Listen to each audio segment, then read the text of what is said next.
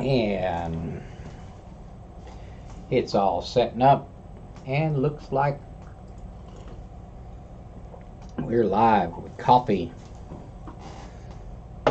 Warm coffee instead of hot coffee. I'll refresh it. I'm gonna have this for me too. Welcome to the stream, everybody. Nobody's in here yet, of course. It will take a minute or two, probably.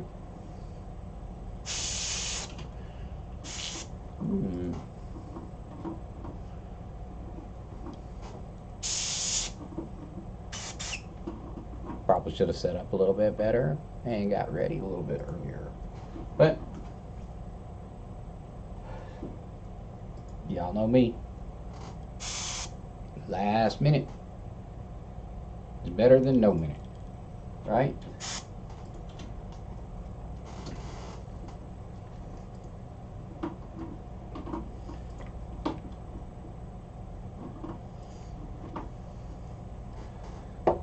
It's my story, and I'm sticking to it.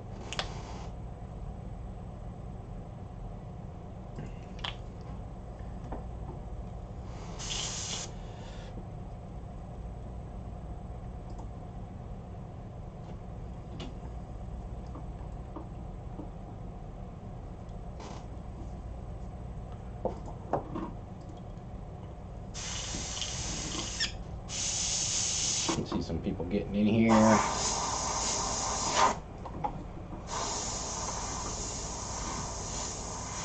Have to apologize about poor audio. It is what it is for now. I am working on getting a microphone. Actually, I've got the money to do it now. Well, you know, so we'll probably be doing that pretty soon. Hey, Brian. I'm all right, buddy. Busy, man. I am busy. I got, well, not 8 now, but I guess now at 6. I had 8 pet portraits come in that last one I did for Freddie when I posted it up local. I had a tremendous response on that one, but I mean, I'm used to getting quite a bit of responses local when I post my work, but had like 8 people want stuff done.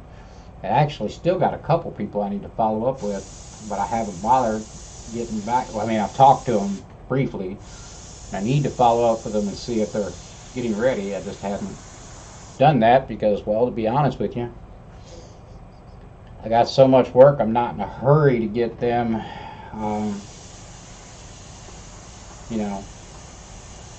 putting their orders in.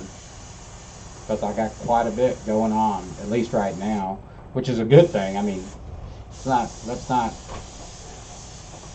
be serious for a minute. Work is great. And so, this is one of them. This portrait right here is one that got ordered after I posted up the one I did for Freddie. And I got his other one mostly done. I got to get that wrapped up so I can mail it off to him.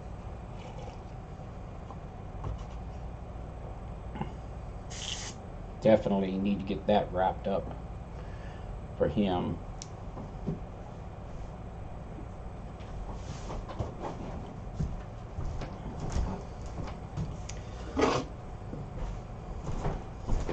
Thank you, baby.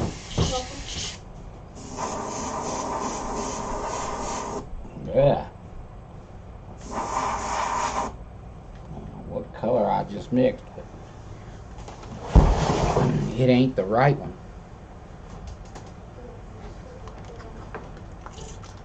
That blue's way too vibrant, but mostly it's going to be covered up, so I wasn't worried about it. I just want to get some blue undertones in that nose, and that will mostly be covered over, but some of it, little bits of it will peek in there, and I'm breaking my own rule and working this one off of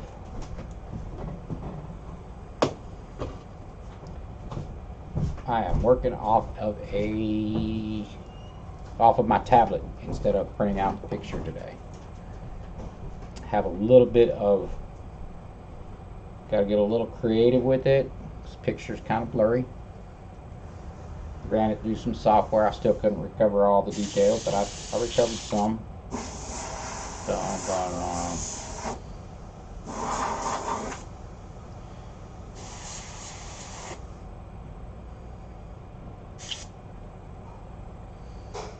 Kind of work along with it, and you know, kind of make up some of it as I go along.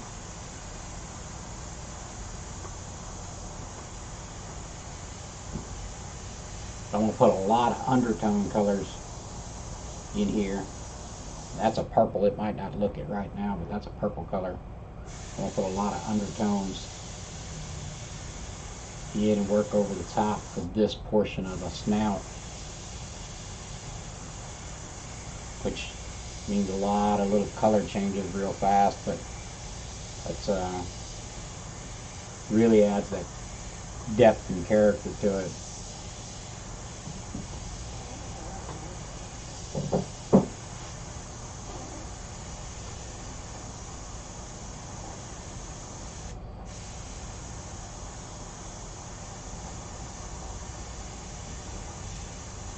All those colors that people overlook really give it some life. When you start taking a deep dive into looks of stuff, and you start realizing how many violets and purples and blues, and you know, in some cases like white fur, I find has a lot of umber type tones, more subdued.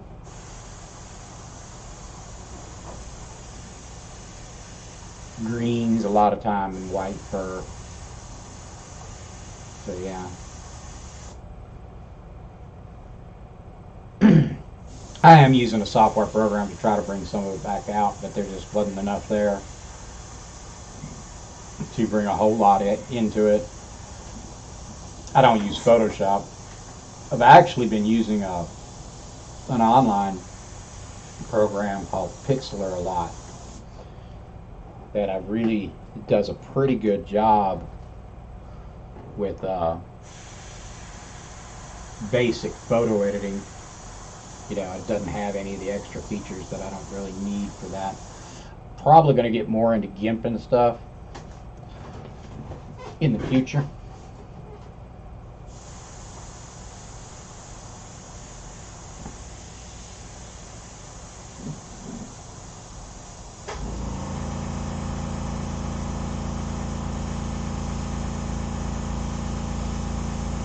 Photoshop's definitely not going to be one, because I'm not paying Photoshop to monthly.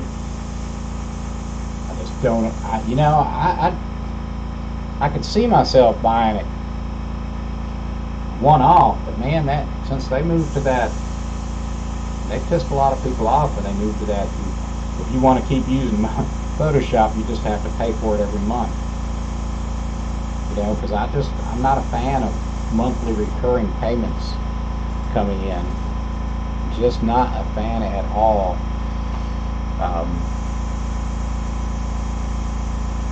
You know, I'd rather pay for something when I have the money and make sure and pay for it and be done than,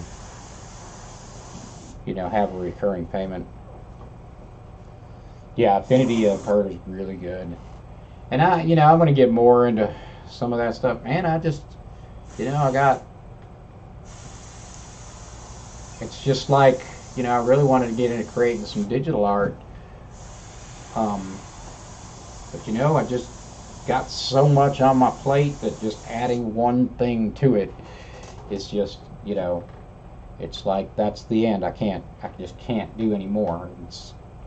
And that sounds stupid, because I'm firmly in the camp of, you know, applying yourself and, you know, I firmly believe you should apply yourself to better yourself. But yet, there's a certain point where I reached a point where it was like, all right, I got too much on my plate, and I just can't take anything else on.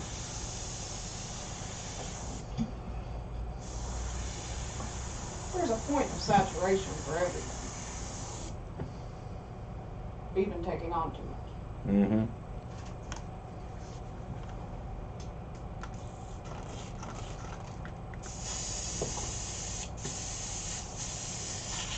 Like I got so many things I need to be working on, need to get done that I can't even wrap my head around getting those things done.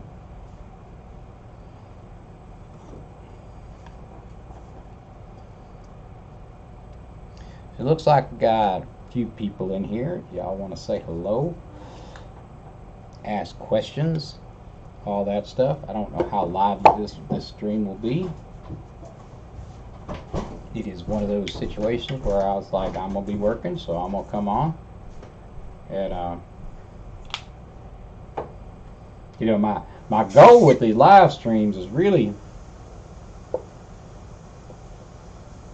what I was planning on doing with live streams was doing some of my more quicker, you know, original type art. You know, that's what I'd eventually like to do.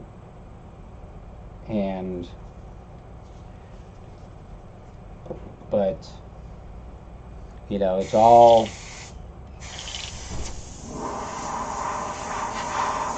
depends on how much I got going on how much of that I can do.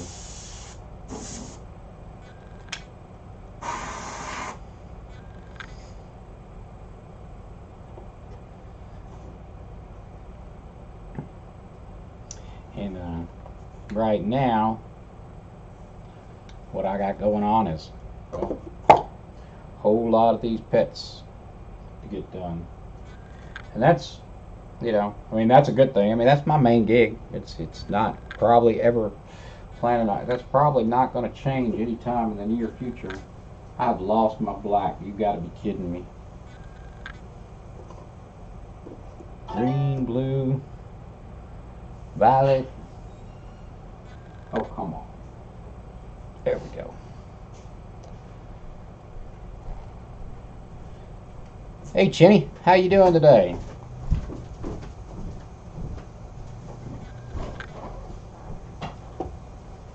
So, you know, the owner of this, if she's getting this done for her husband, may stop by, so I'll get her opinion on the background, see what she wants to do from there. I can adjust the tones. It's not 100% complete because, you know, I'd like her to see it first, because it's not, you know,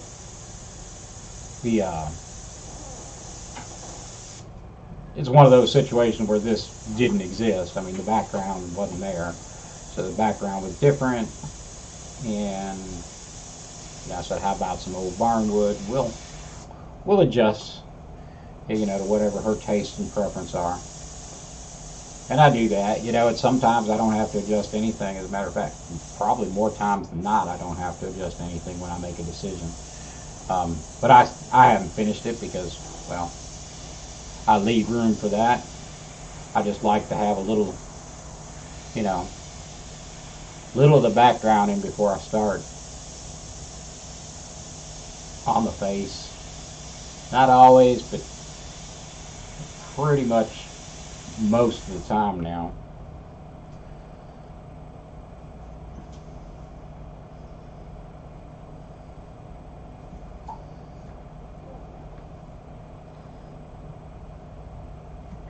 You know, it's easier to judge your values and stuff when you've got I need a cap.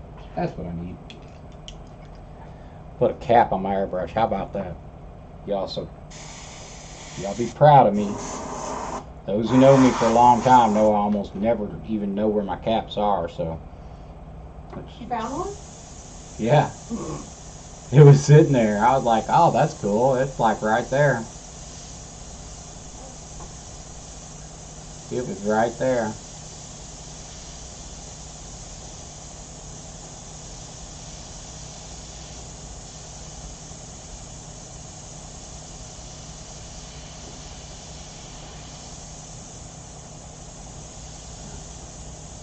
Found it right off the bat. Impressive.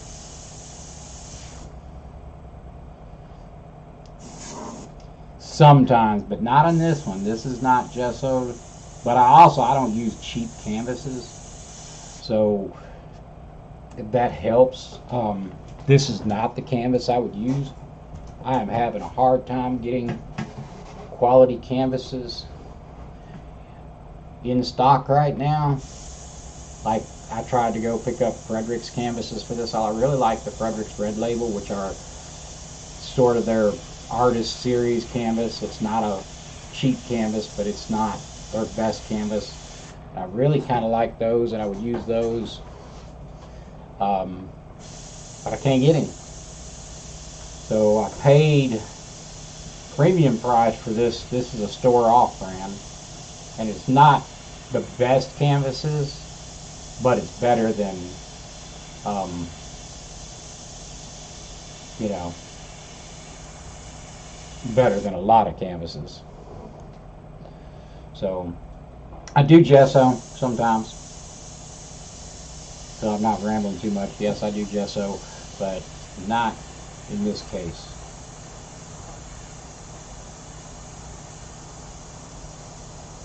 And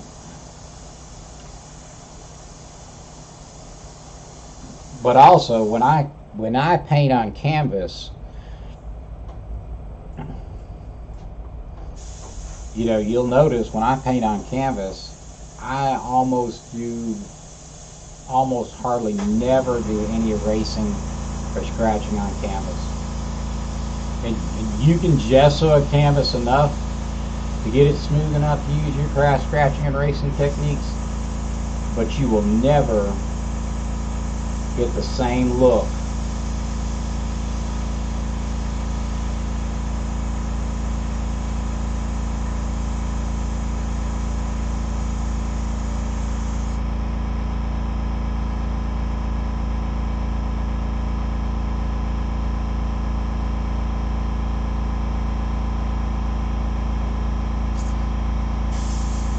So is this? Oh, this is yeah. So this is Freddie's wife.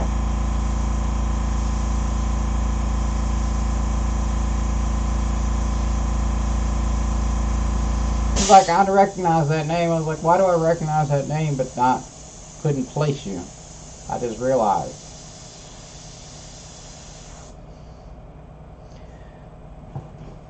Yeah, that's I got the other one for not done yet, but I have the other one, the second one for Dakota I'm working on, and I'm sorry I'm behind. I have been so swamped. As a matter of fact, I got another project I've completed for somebody, another artist friend, and I have failed to mail it, so I need to get off my butt and get some stuff done. I've been overwhelmed lately. Plus, sometimes people don't get this too. Like, with the grandbaby having leukemia and stuff, I can tell y'all that I don't care what I have going on. When I get that phone call saying, hey, G Daddy, I need you to run by the hospital, when she's in the hospital and stuff, when I get those phone calls, I don't care what I got going on. I'm going to go take care of the grandbaby. And, and I know that sounds almost rude, but that's what happens. And so we had a lot of changes last couple weeks with that. So, and then like when she calls and it's time for her to get out of the hospital, I don't never know when that's going to happen. So it's very random. So sometimes my schedule gets really screwed up with it. But I am behind on a lot of things, and for me that's not a normal. I usually hate to be behind. I usually return my work really quickly.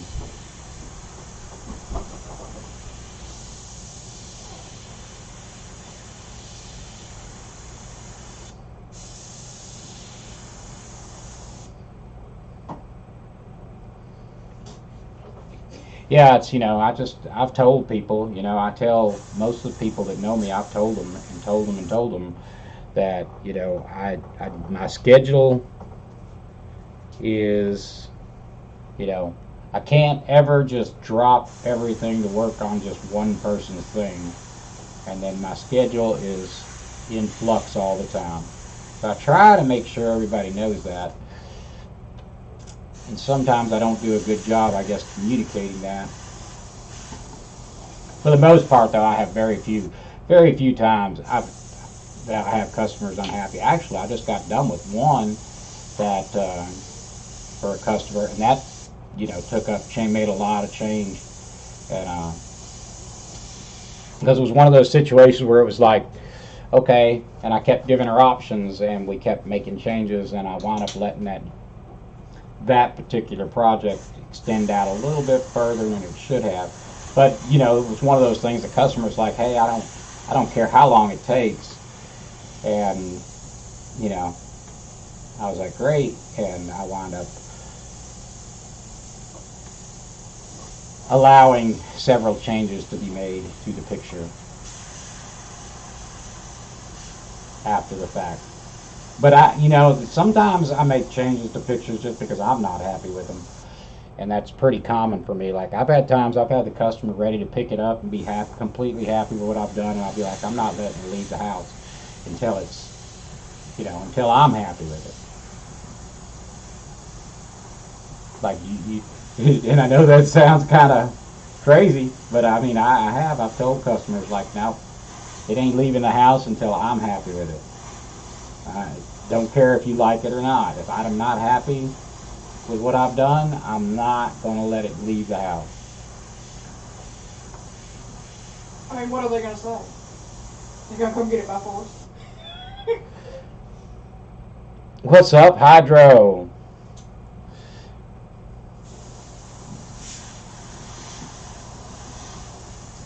But yes, Jenny, yours is one of the things that I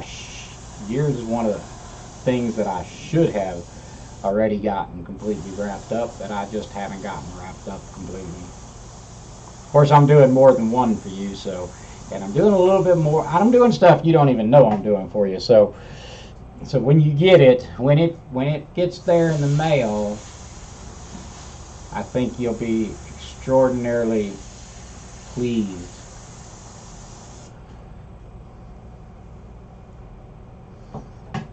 Yeah, exactly, Brian. It's my name and reputation. I don't. What I've done. The last thing you want is a piece of art to be sitting in somebody's house, and somebody come along and be like, "Well, who did that for you?"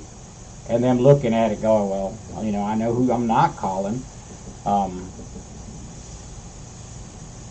want when I'm hanging a piece of my art going to hang in somebody's house, I want them to be thrilled with it, so thrilled with it that the kids, I want their kids to fight over who's getting that piece of art when they pass away. That's what I want. And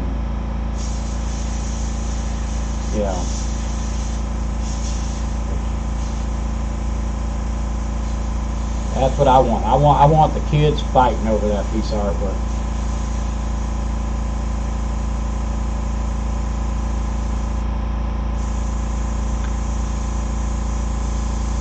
Guess not actually. I don't want them fighting over it, but I already know how it is when,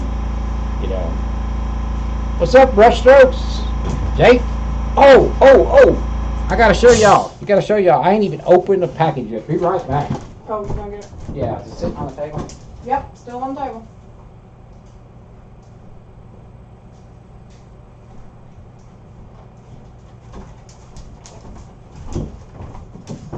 All right, let's see what we got.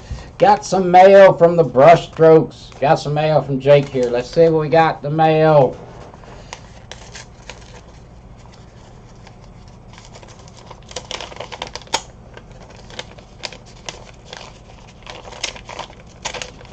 See what we got. Uh-oh.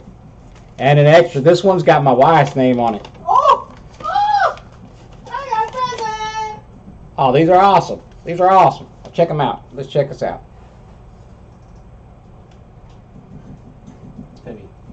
refocus. There is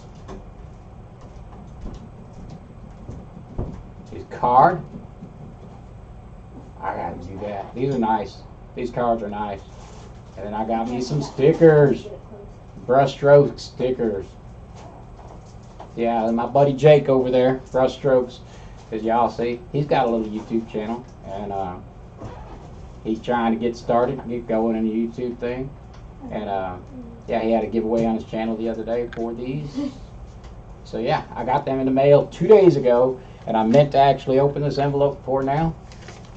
So yeah, thank you, Jake. I got a present? Yep. Thank you.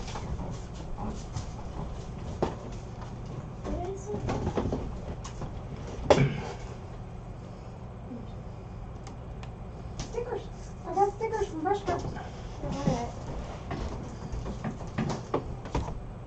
And with that, I'm gonna drink some coffee. You know, it's a little bit different. You know, I don't know if y'all watch Steve Leahy. Actually, I guess he really is the one who knows how to pronounce his name. I've been calling him Leahy as long as I can remember, but it's Leahy, according to him. He may be wrong, but you know, it is his name, so he can say whatever he wants. So, yeah, on his channel, they're not drinking. He don't drink coffee on his channel. He's drinking. I should be drinking. I'm painting the background. My buddy Steve, man, or I should say I'm a fan of his. So I'm a fan and follower of Steve Leahy's for a really long time. He's doing live feeds on Facebook. Steve is a tremendous artist. If you guys have not checked him out, you really, you know, I mean, he's famous for painting paintings on razor blades, like you would a single edge razor blade, like old style Chevy razor blade. So the ridiculous small paintings. He does other stuff too, and so yeah. But I was at his channel yesterday, and yeah, he's always got him some beer, and his wife's an artist as well. And they are super fun to hang out with. So yeah, I try to check out his every week, but I don't always make it. Oh, no problem, Jake. Yeah, Jake's got on his channel, you know, it's something I really don't have time to do, or, you know, and I'm not spending money on that stuff right now. Jake does like spray gun reviews and stuff like that, stuff that I don't really have time to fool with.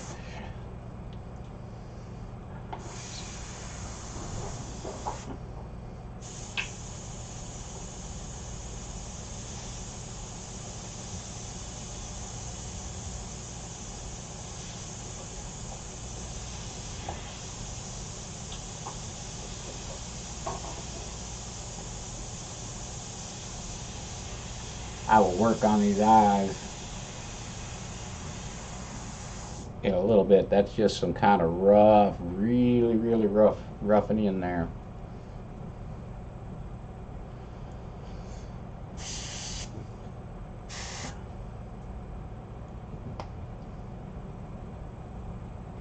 Oh, I hear you. You know, if I'm in somebody's YouTube live feed, sometimes I'll be in there just listening, and I'll be in there painting. You know, I got stuff to do. So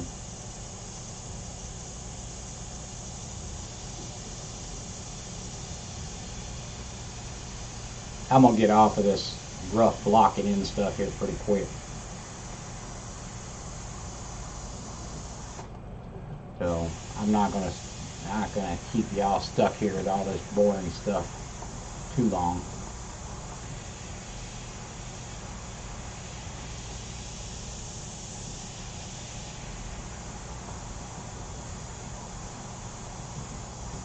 And that looks really dark, but it's not. Trust me. It's really light.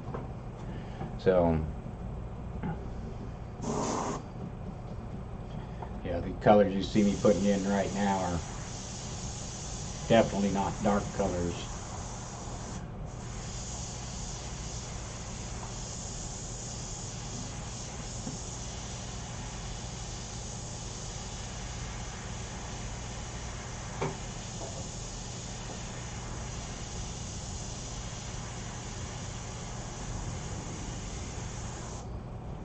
Trying not to lose my spot. So when y'all see me doing like that, I don't know if y'all watch me. If you watch me, you'll see me start doing like this, and I'm pointing to stuff on the screen. It's because I don't draw in everything on my stuff, and that is a way I can gain perspective on my pictures. So,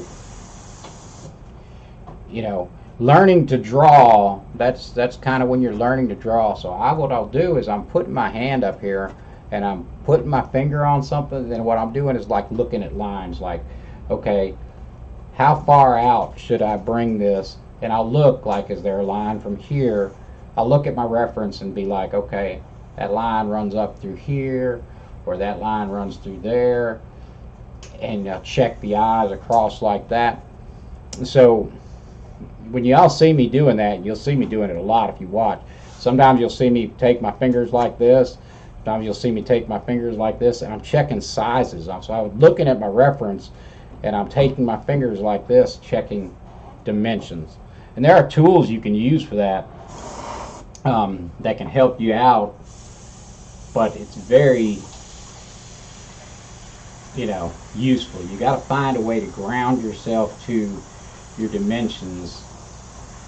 Of course, obviously, and you can tell I've got pretty good bit of a drawing done here, but I don't have every feature drawn in here. So what I do is just get the basics in real fast, and I'll be honest, I projected this on my canvas. No shame in my game. I got a lot of stuff to do, so I do not judge anybody for doing things the easier way. So I projected this image on my canvas, but I don't have a really good projector, and I don't like to spend a lot of time on it. So what I'll do is get my rough outline, some rough features, my eyes and nose placement, things like that. And then from there, I will use the ability that I have gained over time to proportion and things like that. Hopefully that made sense. And the more you do it, if you start doing that, you'll really pick up a lot, and you'll really pick up your drawing skills if you're not used to drawing. So, interesting fact, I didn't even hardly draw anything other than, stick figures before I started painting with an airbrush. So I've taught myself to draw since that time.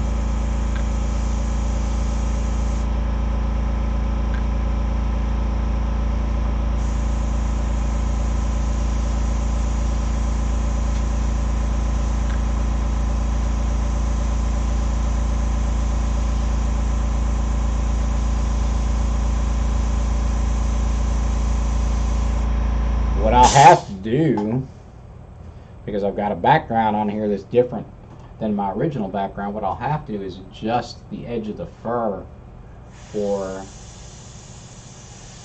my background. Because when you got fur and hair and stuff against the background, it changes. It has a different edge depending on whether it's against something that's darker or something that's lighter than it. So like your little hairs that stick out will capture a little bit of sun and glisten, and they will you'll catch those little lighter hairs when it's against a black background. But if it's against a dark background, but if it's against a light background, you generally don't see those little glinting hairs out, and what you see is the dark hairs that stick out. So if you ever change a background up on an image, which I do a lot, and start realizing something doesn't look right, it looks like it's blending in too much, that's something to think about. Is, what am I showing against? Is the background dark or is the background light? And should whatever is against that background look darker than what it would look if it was against a light background, or vice versa. I think you all follow what I'm saying.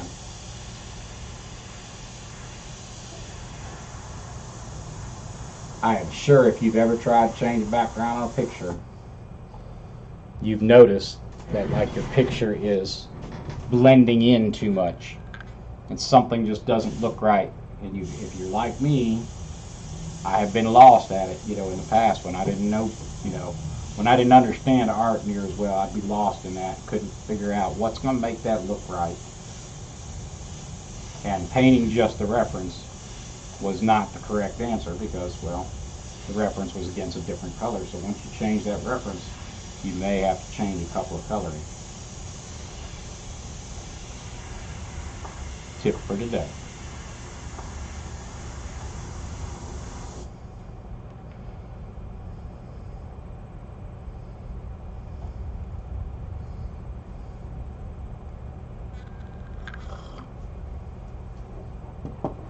There you go, Brushstrokes. You just got you another subscriber, man.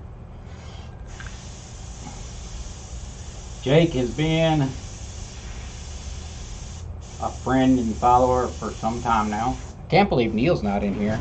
He said if signal permitted, he might be having issues. Yeah. If his wife permitted, is what he said.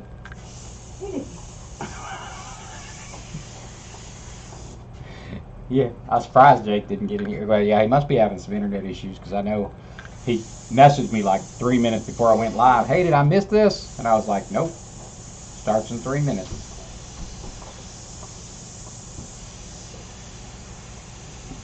Depends on whether he's working in the shed or not.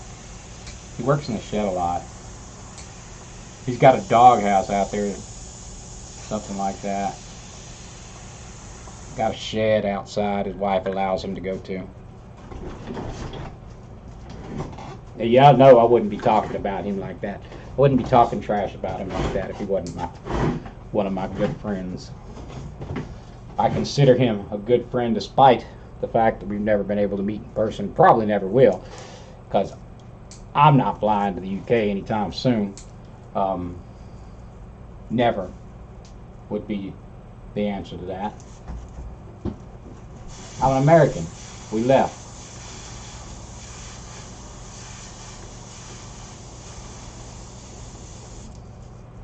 Well, that knocked something out of my bucket list. My wife seems to want to go, so she can go. Honey, I'm not. I was talking about that. I have a fear of heights now, and I didn't have one when I was young. And I've flown a lot when I was younger. And I used to do rock climbing, and I jumped out of a helicopter that was in the air, So I've done rappelled out of helicopters before, and I did rock climbing, and I've done rappelling and all that stuff. And now, it's a little, the idea of me getting in an airplane is not appealing to me at all. My last couple trips in an airplane, I did not enjoy, not even the slightest. And I'm like, done. I'm done with heights. I'm done with all that stuff. And it's like, you know what? Just is what it is.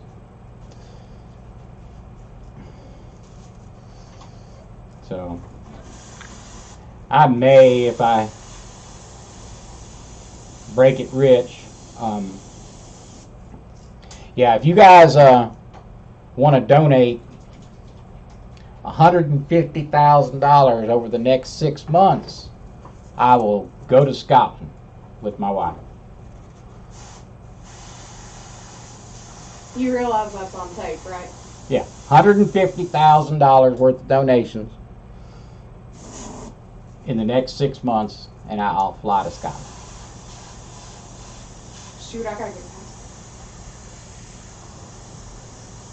Honey, I don't think you have to worry about $150,000 in donation.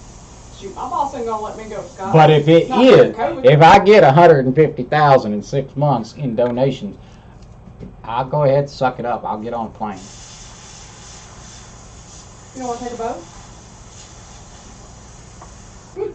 So y'all, well, I don't know, want to get on a boat anymore. You know, that's funny, is I've worked on boats, man. I've been in ocean-going vessels a lot. I worked on river boats for 5.5 years, and I'm a licensed seaman, and I'm a tankerman, all that stuff. And I'm not sure I want to get on an ocean-going vessel any time again. I'm like, I don't, like, I think I've watched too many movies.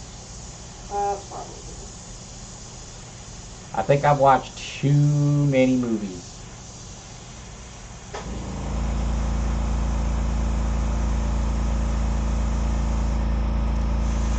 So, you know, I'm not scared of water. Still not. Hey, T22, thank you for the super chat, buddy. I didn't even hear the bringer for some reason. So that's $2. We're up to $2.30. I did check it the other day. It is $2.30 American. Well, I said $100,000, not 100,000 Swedish crowns. Okay. So we are talking Every USD. little bit helps. But we're $2 in towards the trip.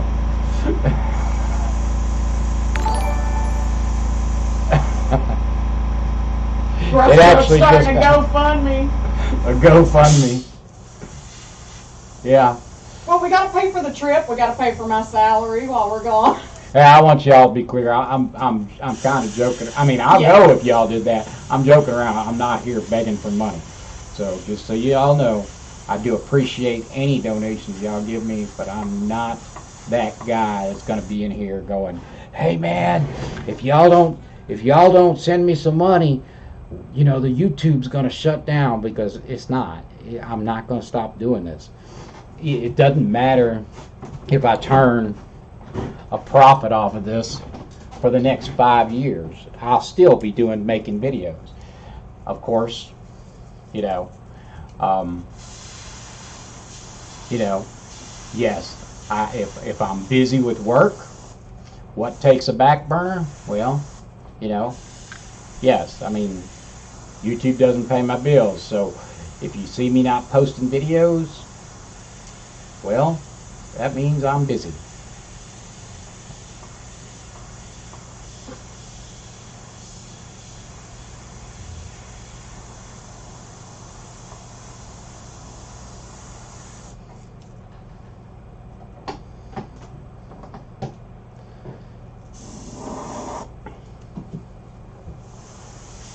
T22, my super chat. He's my first and second ever super chatter. I sent him heart emoji. Heck yeah. There's no doubt. They're you know, every little bit helps. Every little bit helps. There's no question about it. I'm gonna have to stand up, which is probably gonna get in the way. Y'all get to watch me. I gotta suck that in a little bit. We gotta do our planks today, baby. Yeah, gotta suck that in a little bit. Don't want y'all to be looking at all that. She said planks. I think I need spanks. Not I planks. got some of that too. Need some spanks.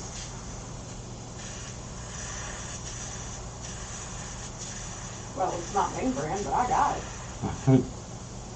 Yeah. Something to suck in that gut for me. Oh, I've been breaking. I told y'all I was eating super healthy, man. I kind of a couple times in this last week. I got some chocolate the other day. I got some ice cream, and you know what? I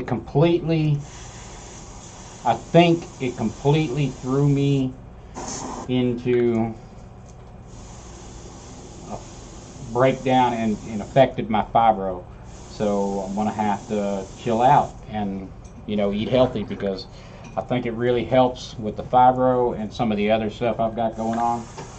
So I'm gonna have to just suck it up and be like, you know what? I'm gonna have to suck it up and keep eating healthy like I was doing, because was starting to feel pretty good. I still crashed every once in a while. Have bad days.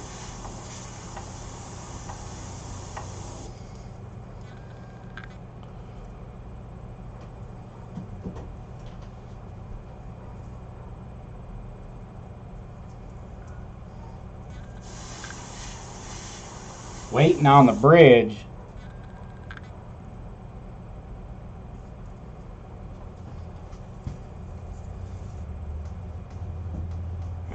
The William Shatner girdle. That's it. Got to get me a William Shatner girdle.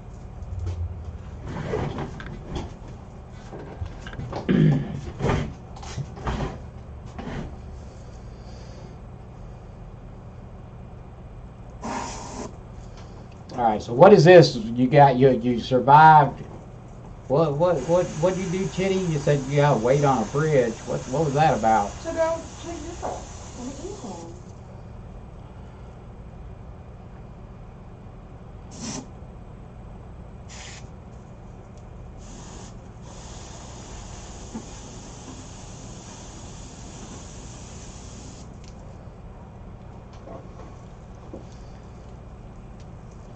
See, this is the hard part about live streams. I'm like, man, I feel like I'm going slow.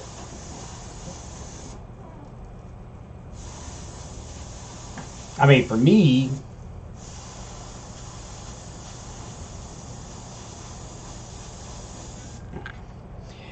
in this particular case, doing a lot of stuff in the background with this image that won't be noticeable until I'm close to done, so it doesn't look like I'm doing a lot in this particular case. Versus if I'd come in here and just started throwing in lots of fur and throwing in lots of color. I'm working a little bit different than my normal process y'all see me do.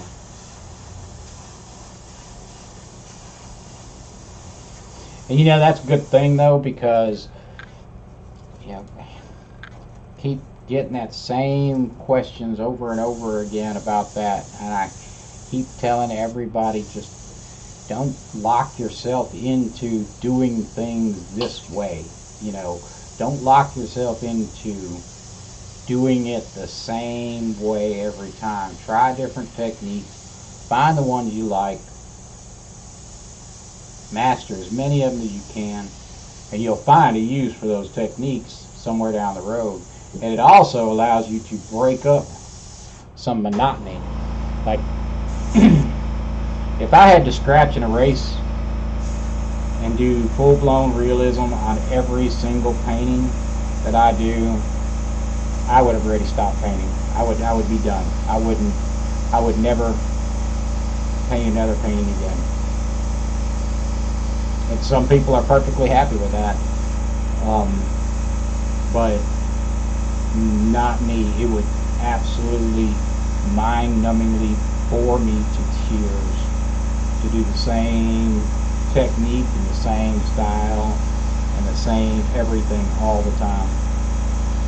I struggle sometimes, you know, with the pet portraits because, you know, I get really burned out sometimes. And, yeah, of course with these, I get paid to do them, so I tend to, if I don't feel like doing it, I remind myself that if I don't do it, I don't get paid, so it's kind of like a job.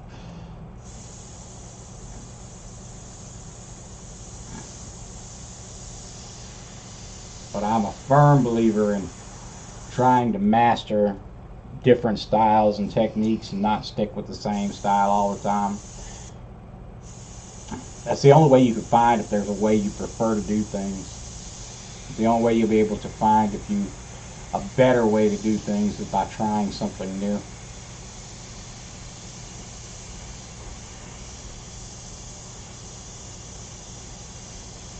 And there are many, many ways to do the same thing, to get the same achievement in the end.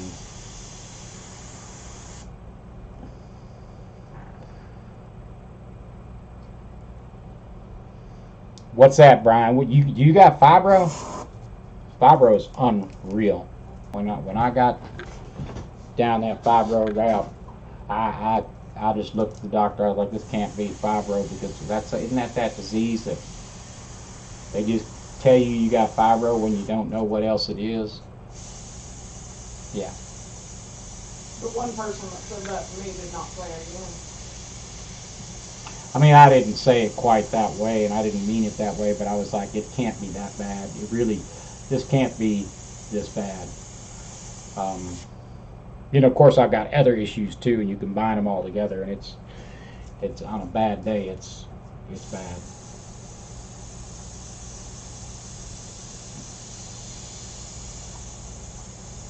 What people don't see, people see a lot of me about a lot of things. What people don't see, with my back and my neck and the fibro and everything combined, what they don't see is those days I spent in a wheelchair.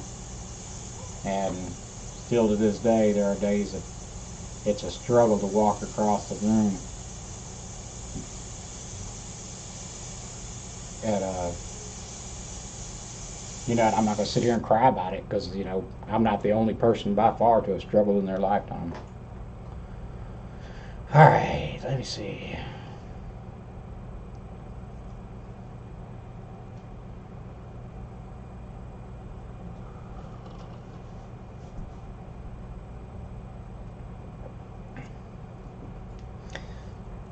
Yeah, they didn't even look at fibro for me at first until my doctor, even my family doctor, was like, I don't know, man.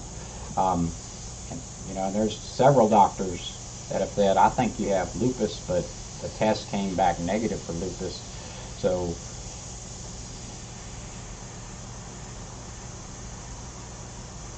for now, I do have multiple medical diagnoses.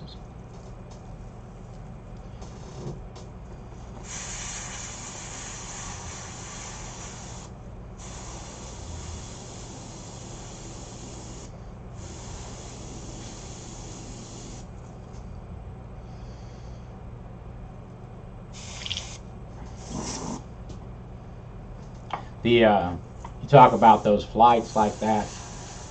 I used to fly into Huntington, West Virginia a lot, and they've got a airport up there that's on the side of a mountain, and taking those little prop planes up there, we used to call them crop dusters. We had to fly those in there. You want to talk about some experiences? Those were, of course, I had a much better stomach for it in those days, so I dealt with it. But yeah, I've been on some flights there that the first time I ever flew in there,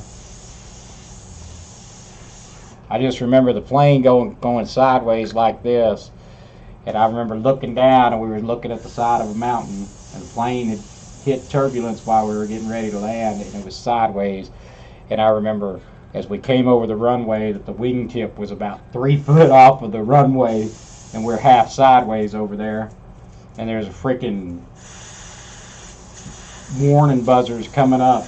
And the funny thing about that is warning buzzers had been going off because there's a lot of turbulence that day, and actually they grounded the smaller planes after we took off, and the whole time we was flying we had these warning buzzers going off. And what's really funny about that is, because we're going and all this stuff's happening, and we're sitting there, and you only put like 6 people in the back of one of these planes, and we're all sitting there kind of a little bit nervous, and the co-pilot looks over and decides to close the cockpit. Dude, they got a shower curtain between the cockpit and the cabin, and he's already cockpitting where you sit. So basically he just reaches over and closes his little shower curtain. And it's like, we can still hear all them beeping warning buzzers going on, man. I mean, it's like, this is just, it's not helping that much. I mean, you might as well let us look out the window, out the front.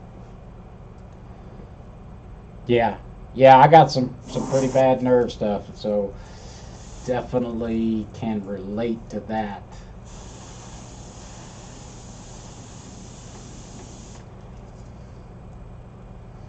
Should pay attention to my painting, I guess.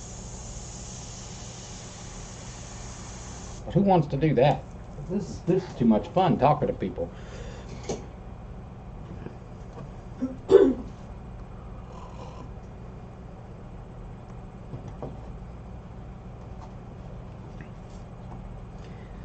There we go. This is what I was looking for.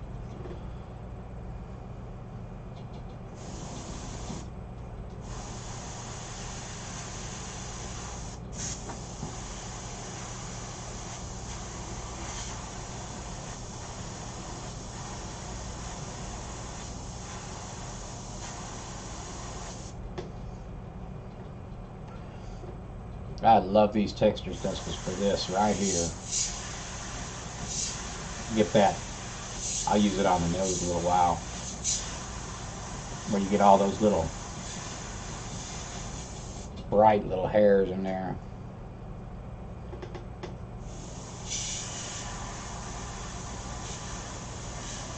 Or bright little highlights that come off of that.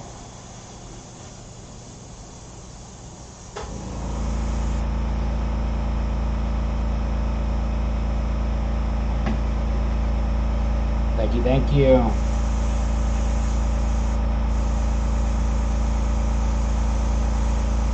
This is just, honestly, truly, it's really just kind of underpainting stage. A lot of this, I mean, this will all show up, but a lot of this still gets quite a bit of darkness in here. A lot more to it when it's all said and done.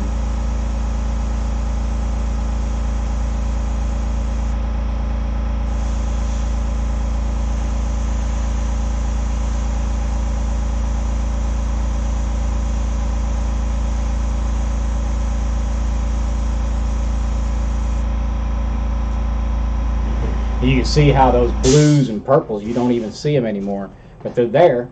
They'll show up in the end picture.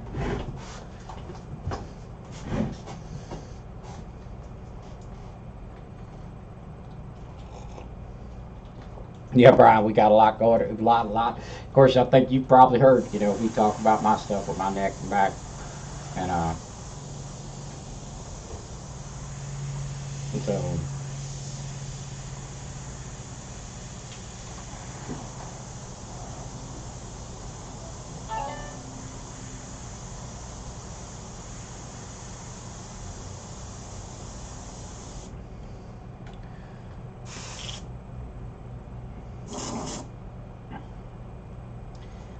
I think I'm going to take that color out before I get too many of my darks in there, because I need to be able to go back over them, because what I'm going to do is be going over this with some lighter colors, and I'm not going to necessarily use transparent, so some of these spots are going to get some blue shift going on. So I don't want to get to my ultimate darkness because I want to cover them back up. So first, I might as well, while I got this out, probably, yeah, I'll go ahead and throw some of that ear color in as soon as I figure out what I do with that bottle of paint that I had sitting aside for that.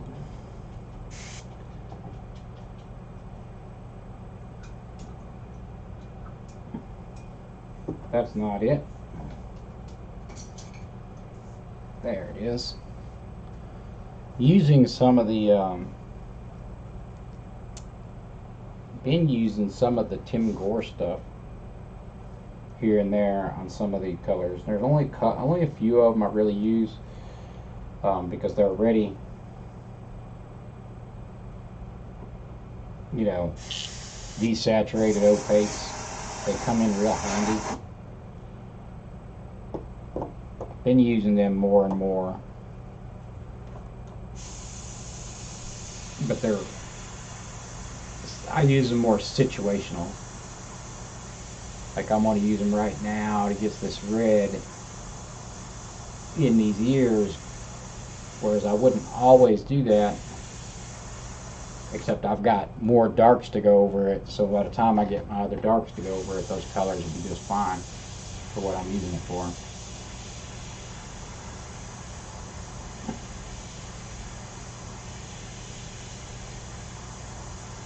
But they're already desaturated tones.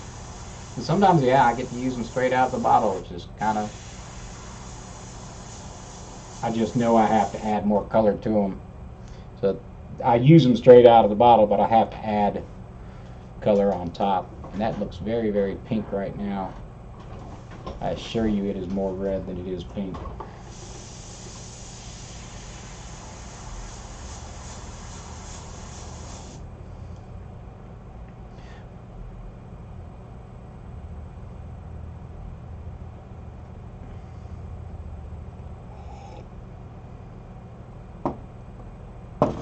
Yeah, you know, I could sit here and cry about my own troubles all day long. But you know, I got a grandbaby who's sitting there not crying about her troubles at all. And I mean, just not. Just like now she just like rolls up to the hospital, like does her own COVID swab, like here you go, hand me the thing. You know, does her COVID swab, shows up, not thrilled about it. She hardly cries about her issues. I mean, yeah, she cries sometimes over stuff, you know, they put her through. But I mean, dude, she walks over here, you know, she comes rolling out of that hospital, big smile on her face, happy as can be, you know, just having gone through chemo. Like, you know, yeah, just got done doing a chemo treatment. Let's go watch Full House. Yeah, and then she come over here. Last time she left the hospital, she come over here. She was like, and let's do some art. She's like, yep, came in here, was like, they sat up. She come in, she's like, let's watch Full House. She got on the Netflix or Hulu or whatever. Grabbed my wife, they sat down and watching the original Full House because she's watched Fuller House, and so she wanted to know what the original version was. Don't know if y'all know what Full House is.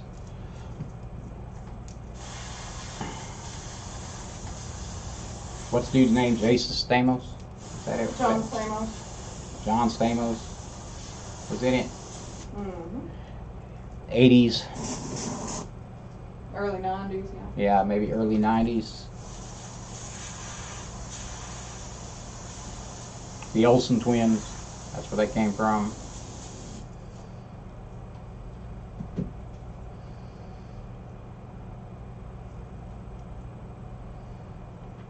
Talk to you later, Chenny.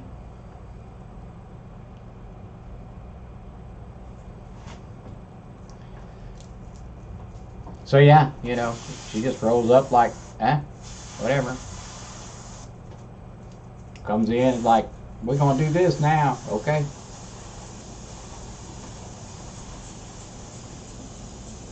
Comes in, starts ordering the dogs around, telling them what to do. And they love it.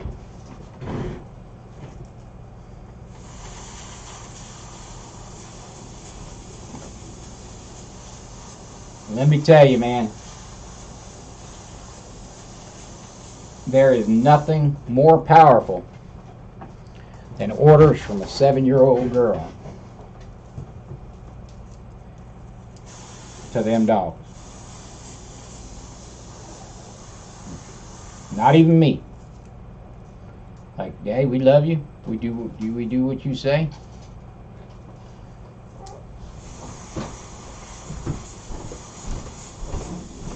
But yeah. She got the power, man.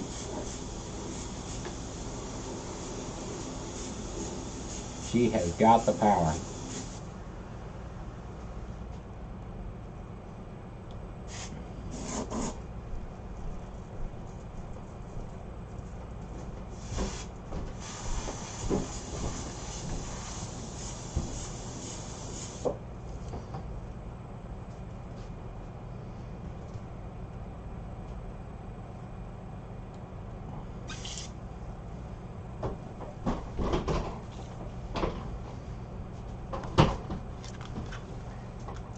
Yeah, y'all don't get too caught up in them ears looking a little funny right now.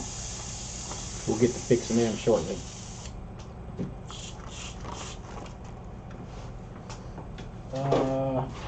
There it is. I got to actually run some alcohol through this because it's starting to build up a lot of residue.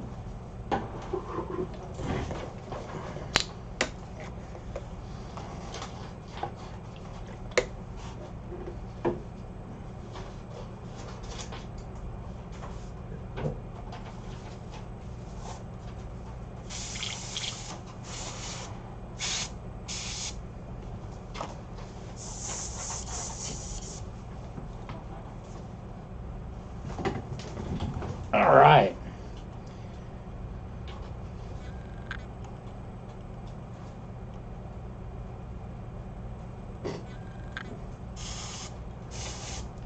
Looks like I need some light peachy tones in there. Taking a good look at my reference here on this face.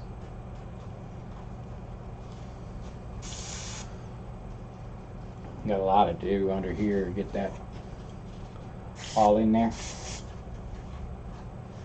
Around them eyes get a lot of work.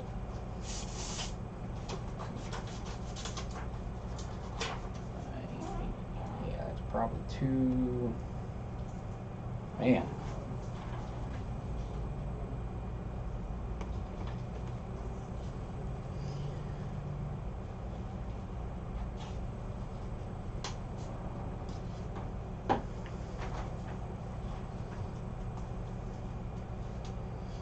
Maybe a little darker than that, a little bit.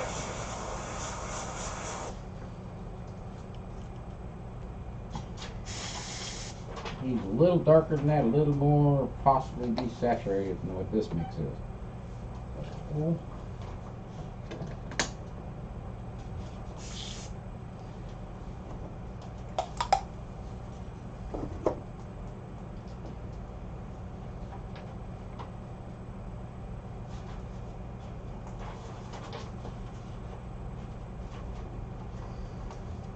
Sorry guys, changing up colors.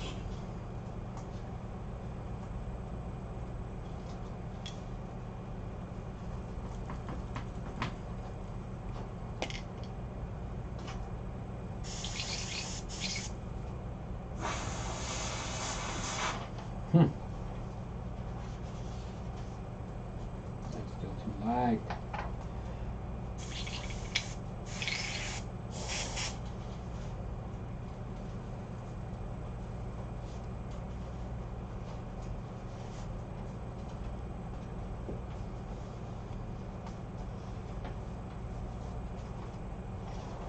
All right, Brian, we'll talk to you.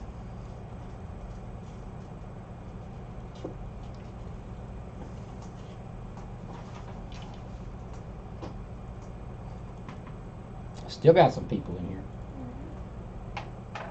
Nobody's making a whole lot of noise, but that's all right.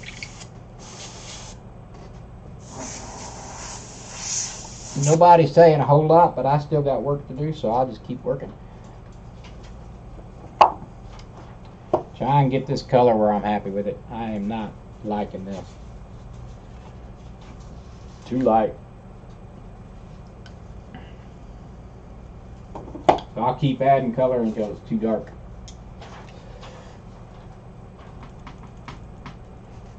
I'm usually pretty quick at mixing my colors up, but occasionally I'll really screw one up good.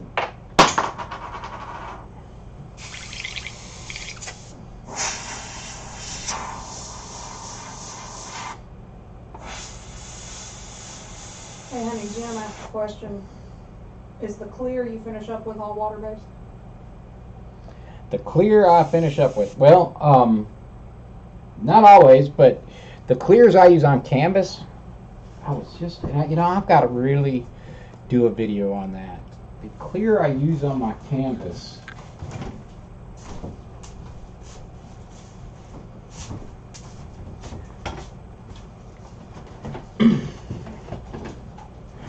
this is what I use, okay, and I use this for my canvases a lot because it is a fairly durable clear. And here is what I'll say, and I keep meaning to do a video about this because everybody gets caught up in the latest and greatest, like the UVLS and all that.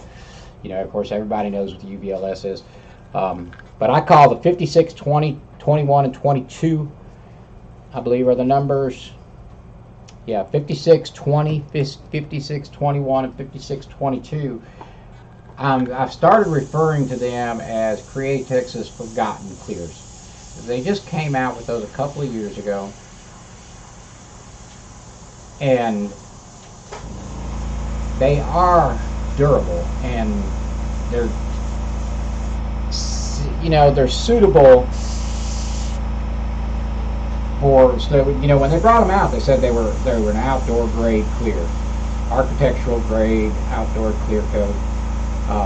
I did test them out. I actually put a piece of art outside, coated with a 5620, left it outside through rain, snow, rain, everything for months. I mean, I left it sitting outside for months, and it did not deteriorate, delaminate, or clear. So my point to where I'm going with this is, this costs half of what the UVLS costs, and the Scenics too. And I use Scenics as well, but this costs half of that, and this can spray out of your small airbrushes. But nobody talks about it anymore. It's like nobody talks about it. It's not, there's hardly no information about it. I don't even think they carry it. Yeah, you missed everything, Neil. Neil's here now. I gotta shut up.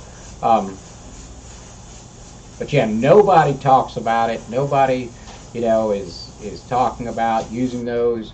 And so I refer to it as their forgotten clear, because it was a good product when they brought it out. There's nothing wrong with the product, but it seems like the push is to push the UVLS line and, of course, the 4030 and things like that. It's like nobody's really talking a lot about Scenics lately either. And, Scenics is, you hear about it some, but Scenics is, way more durable than UVLS. So, but yeah, that's what I use on my canvases. Occasionally we'll use the gloss version of this on indoor art. And that's water-based. And here's the thing, is I've used products that aren't from Createx that work just as good as the stuff from Createx. There's plenty of different clears and varnishes and stuff you can use, and there's plenty of products that perform as well as Createx products, but they're really not any cheaper than Createx products, and it's just really, really handy for me to go ahead and get those, with an order of paint, instead of, having to order from somewhere else to get something else. UVLS can't replace Scenic Clear. I don't even know how that would be a possibility.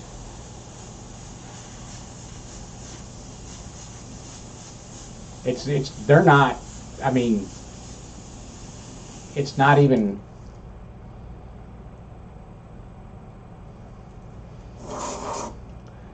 is that what is Chris saying that, or Chad saying that? Any of them guys? Is that where you're hearing that, Brushstroke?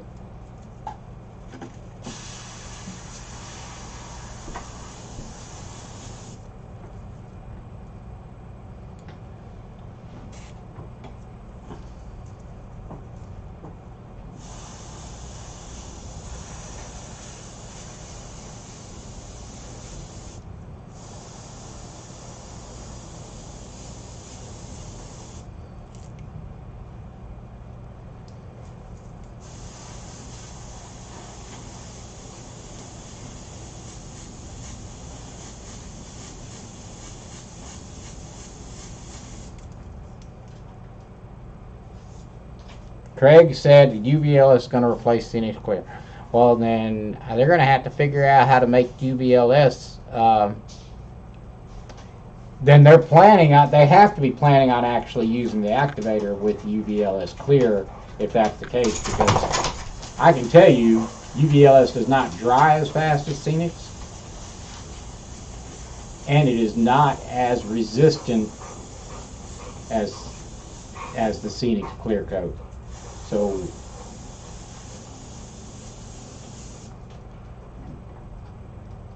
that's kind of a,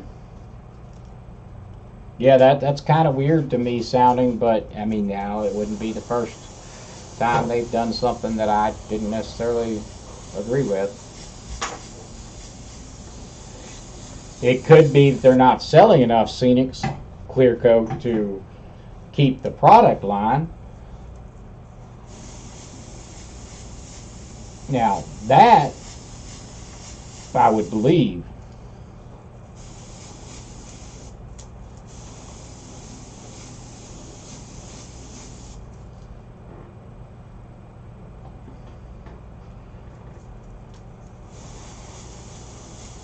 But I mean,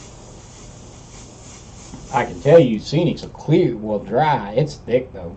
I mean, so's UVLS, and that's the other thing when I was talking about the 5620. You know, you can use that in a regular airbrush. The 5620, 21, and 22, or you know, that's the numbers. For gloss is the 5620, 21 is the semi-gloss, and 22 is the matte.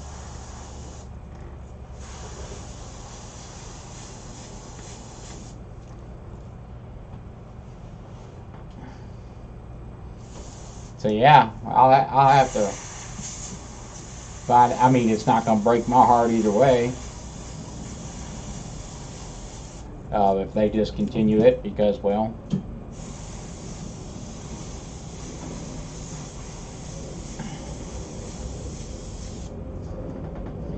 it won't much affect me much.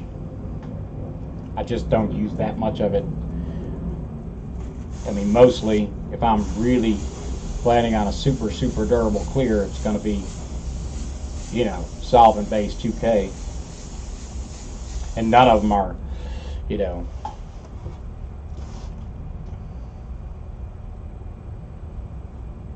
I've used quite a bit of the UVLS, you know, quart and a half or so.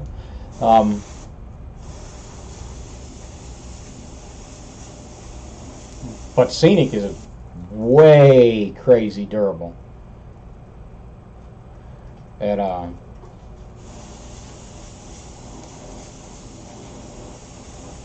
Scenics is,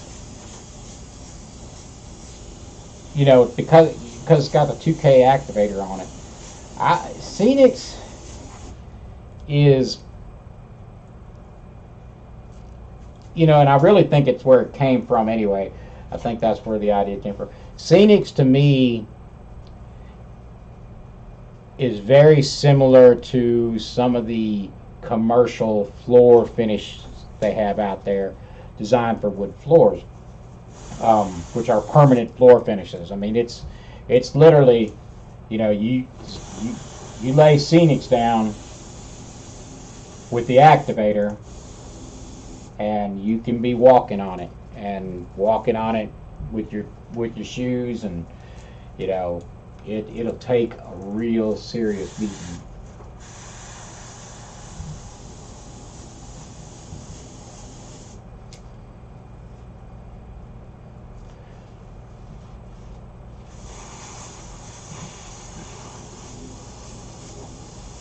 Now, still none of them are, you know,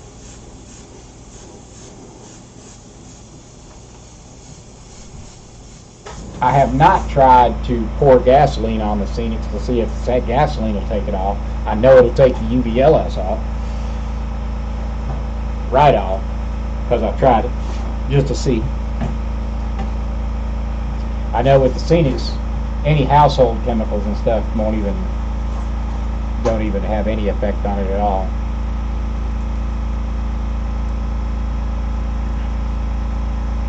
Oh, I'm sure they're both pretty much the same. They're both an aliphatic urethane resin, so I'm sure they're pretty much the same. But here's the thing: is activator, using activator makes the paint harder anyway.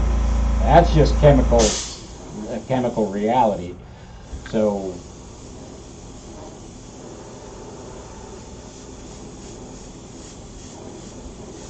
I have considered trying the activator with the UVLS just to see what would happen.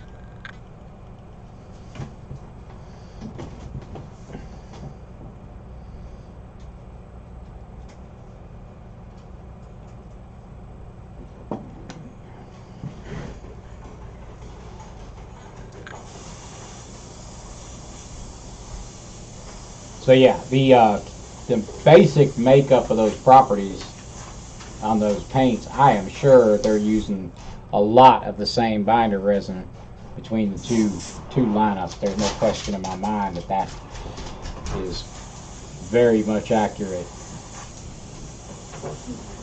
that they are based on the same basic resin. with minor, minor little tweaks.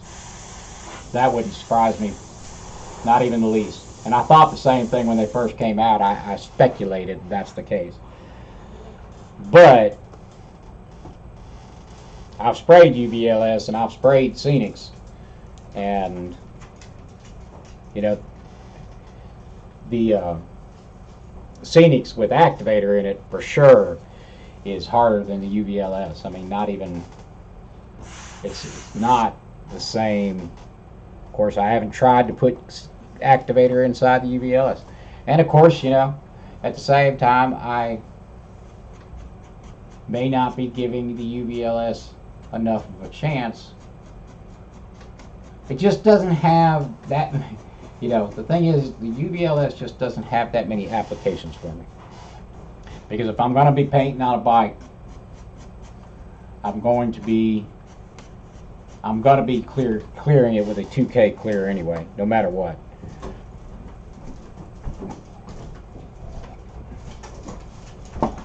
I mean, it's not even a question for me whether I will be clearing a motorcycle or anything with a 2K clear coat.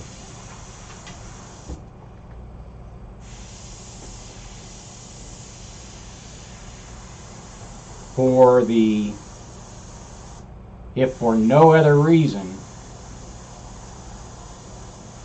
than the solvent resistance. Now, I have done with the Scenics, I have used the Scenics, or just recently I used Scenics on and I've got it being run around on a motorcycle around town.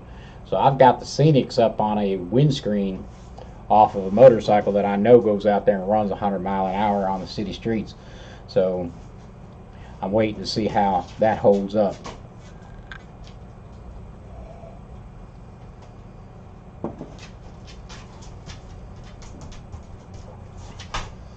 Activator in autoborne sealer. That's kind of cool, but I'm not sure I'd have a use to put activator in the autoborne.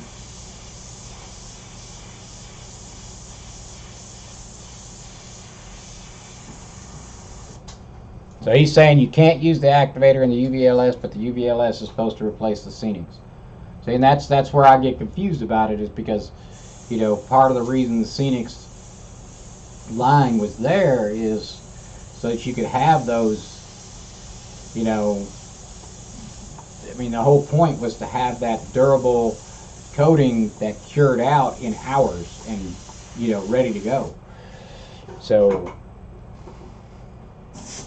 and while UVLS, I'm not saying it's not durable, but it's not as durable as it is as an activated 2K or an activated urethane, and then it may eventually cure to as durable as. And I haven't really tested it out after it's been sitting for several days, but I can tell you that, like I could spray Scenics, and 4 hours later you come back and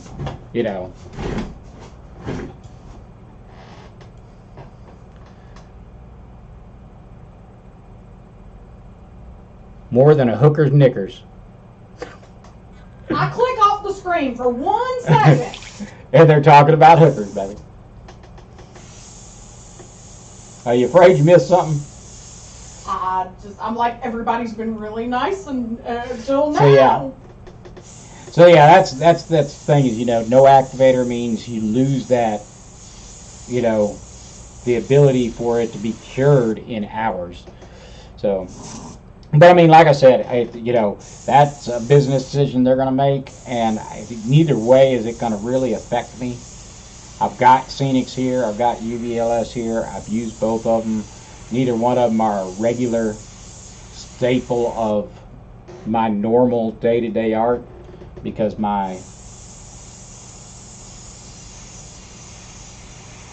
because I can use it for 2K.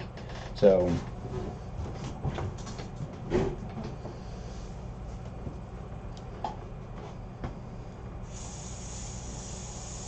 glad to know that one of my moderators is the one in here talking about hookers knickers. It wasn't me. Yeah, I noticed that. Y'all give me a second. I'm gonna grab some coffee. I think I'll stay on for a while. Okay, I've still got a little while I can. Or do you want to walk? Still got a little while I can work.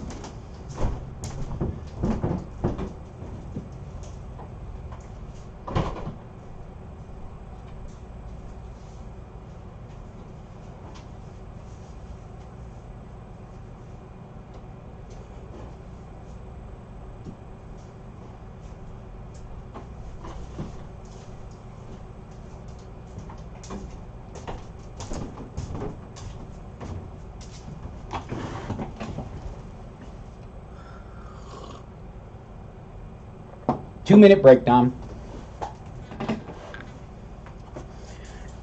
I'm gonna light me up a smoke, do my nasty habit thing. Says we still got 9 people in here. One of them would be my wife. So that means there's 8 others.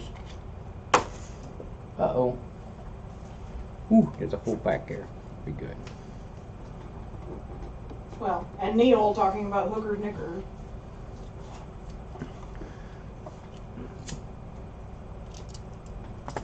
Next we'll be talking about 43. What did you miss? I don't know. Yeah. I didn't know y'all called them hookers over in the UK. Yeah. I thought hookers was a American slang. I thought y'all had a different name for that.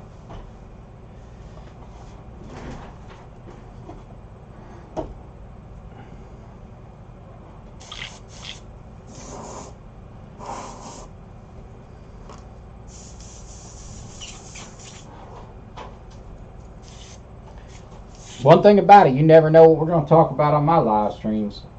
Conversation can go anywhere. That's what I like, though. Mm-hmm. I do too. I like getting in here and chatting with people. And man, I was on new airbrush step by step. I think Neil saw that, and this guy was like, "Is that really you? I can't believe you're in here talking to me." I'm like, "Dude, I'm just a guy. Like I'm just a regular, average guy, man. I'm nobody, you know, nobody special." I like kind of made my day though. I was like, man, that's, you know, that was kind of really nice to realize that, you know, I've given an impact to somebody's life. That really, you know,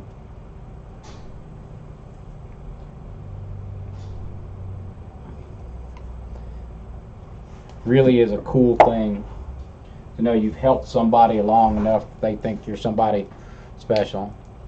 Hookers, whores, prostitutes, prozzies. Well, we're pretty much on the same page with that. I guess y'all are using some of that good American English over there too. You know, the right English. Americanized English, the right way. New and improved. Yeah, new and improved.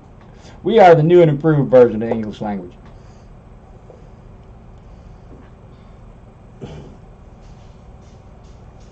Yeah, the guy from Oz. Yeah, from down in Oz.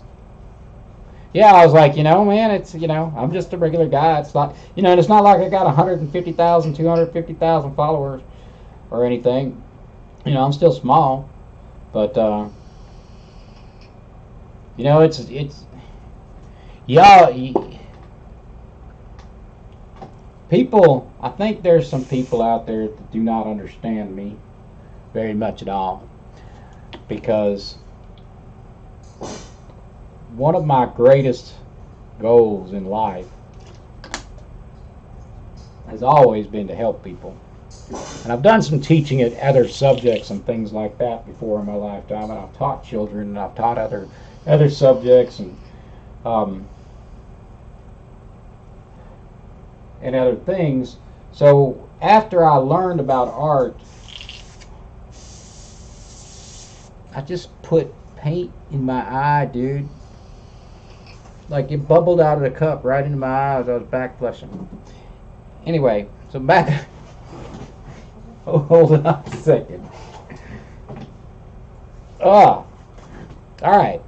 So one of my greatest things, you know, that I enjoy more than anything else in life is helping people. Beyond I mean, it brings me great joy to help people out. It's hardwired into me. So, once I learned about art and started learning how to do art and realized what a struggle I had trying to understand a lot of things about art that just aren't in the airbrush industry, aren't talked about that much.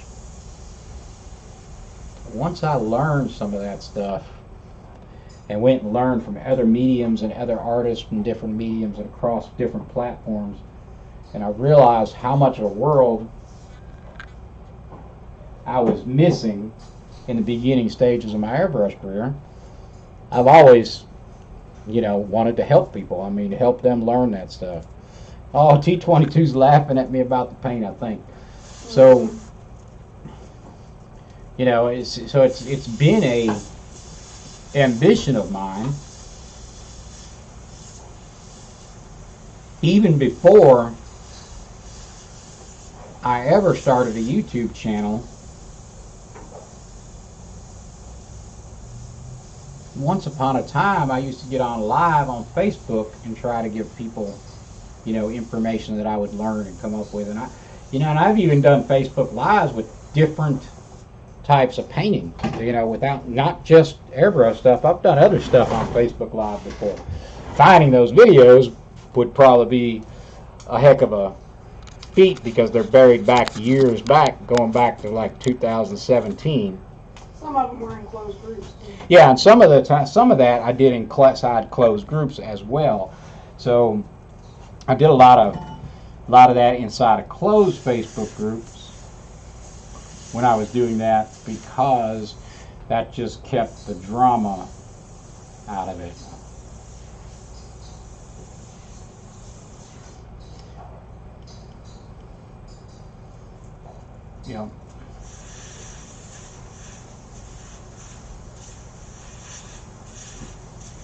And I don't know everything, but I'll find out. If I don't know something and somebody asks me, that's one of the greatest things. I mean, that is awesome for me, because when somebody asks me something I don't know the answer to, that means I've got to go dig and I got to go find out. Because if nothing else, aside from my desire to teach people, I'm also a lifelong student of things, of different things.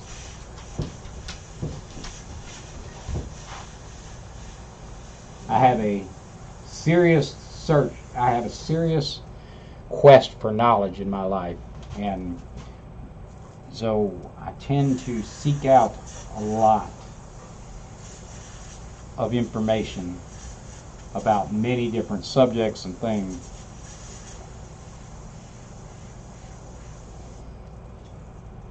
So I'm forever a student, but not a student in a traditional school.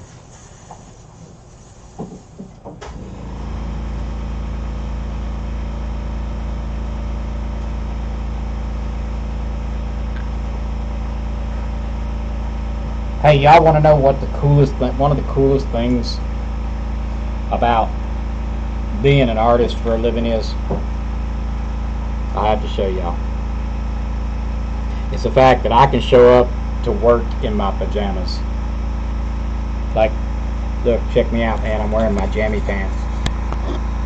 See, I got my old Tennessee Titan pants, which I don't watch football much anymore. I used to be a really big fan of Titans. The locals.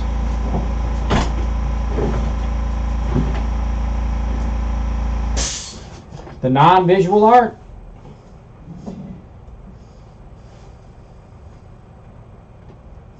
Yeah,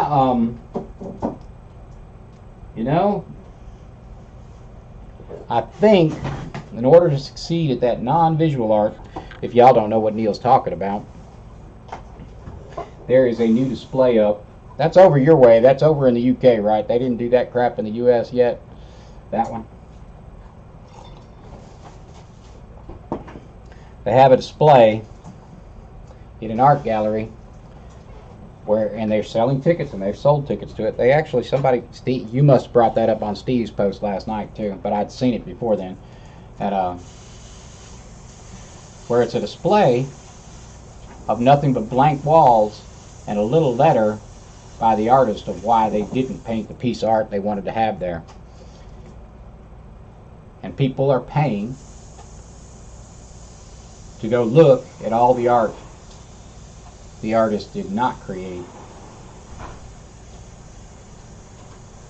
But you know, like Steve said, I have a lot of respect for the marketing. I have a lot of respect for that. Because if you can sell tickets to an event where all you do is display blank walls, and people come in and stare at the blank walls with spotlights shown on them, then I can give you. Oh, it's over on my side. Well, that figures.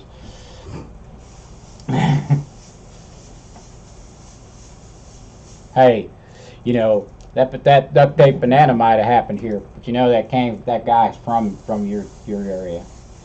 The guy who started that. So yeah, I can respect the fact that, you know, the marketing that's involved in doing that. I'm like, you know what, man, more power to you. If you can convince people to actually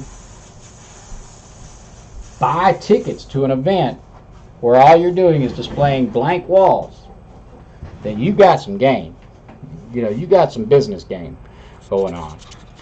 And, you know, and I would say, you know, it'd be easy for me to try to say, hey, that's all about that, you know, that's all about that money laundering and stuff. But the reality is they got people, regular people, showing up to these events. So I saw some pictures. People were lined up outside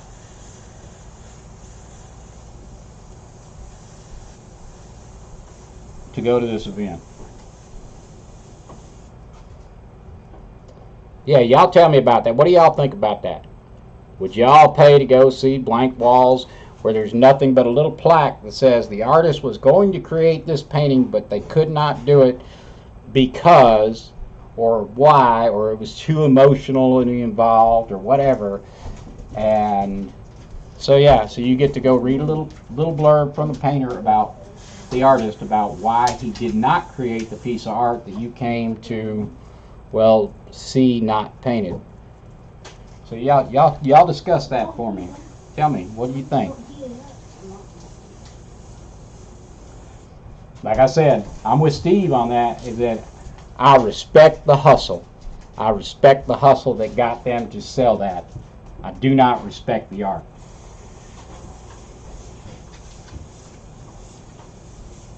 I mean, because there's nothing to take home, and there's nothing to behold, in my opinion.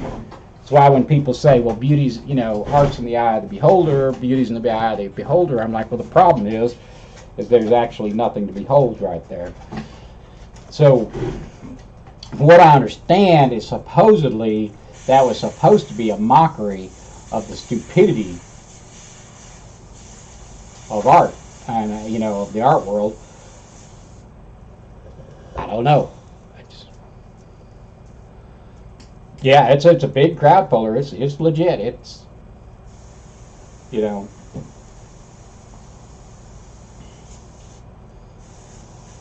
I didn't get too deep into it, but it definitely is pulling in crowds. I've seen some pictures of it. I'm like, I respect the hustle. Guess nobody else want to discuss that one. Either everybody walked out on that one on me, or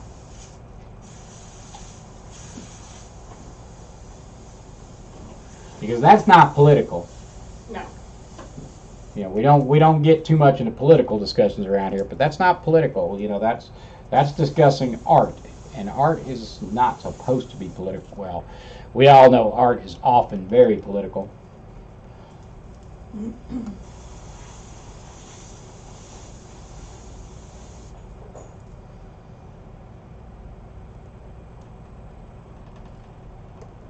Try to bring that down just a little bit while I'm working on the downside. Yes, we all know that art is very political at times.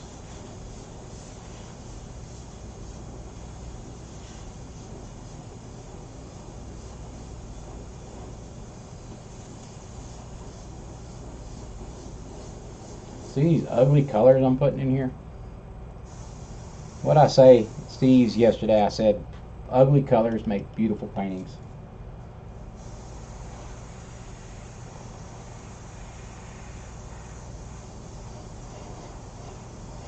I think I'm gonna have a little bit of grass run up that barnwood right there. Well, yeah, the blank wall can beat some of the. I'm with you on that, Paul. The blank wall is better than some of the art I have seen. I would rather stare at a blank wall than some of the art displays I have seen.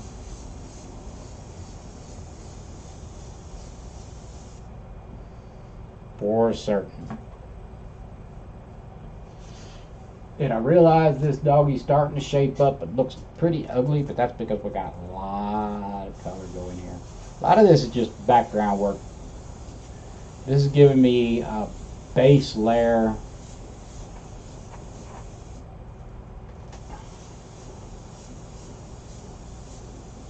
A base layer of textures to work off of. Create some depth in that fur.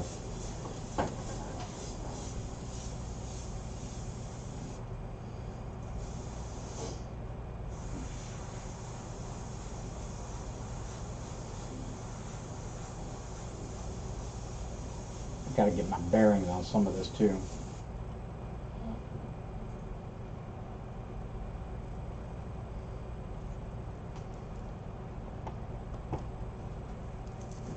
Yeah, either looking it up or just completely can't believe.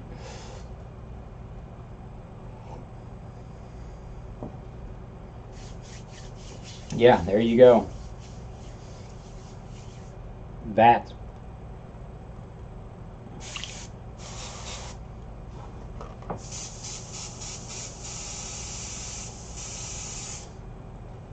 Let's get this big old ugly opaque color out of this.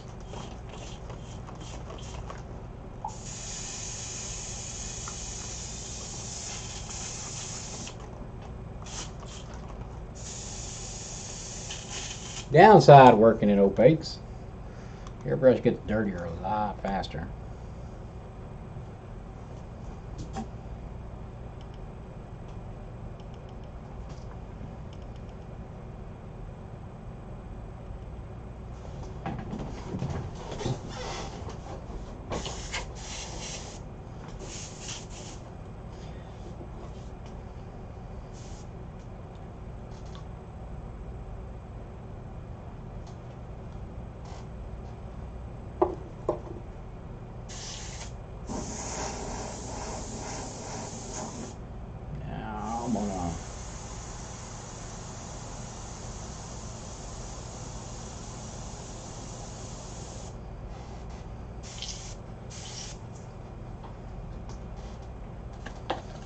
Maybe I won't go too far.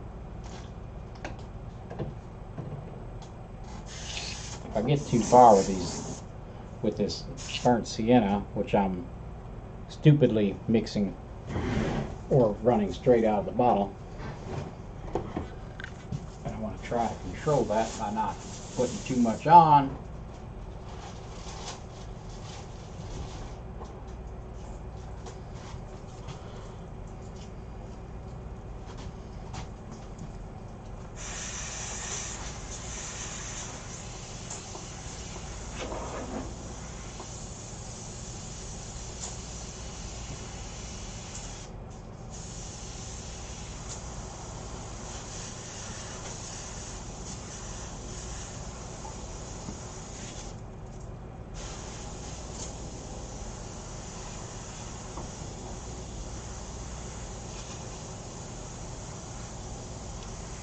Y'all don't mind, them ears are still partially done. Hopefully I'm not driving anybody too crazy with my random bouncing around the entire picture method that I'm using today.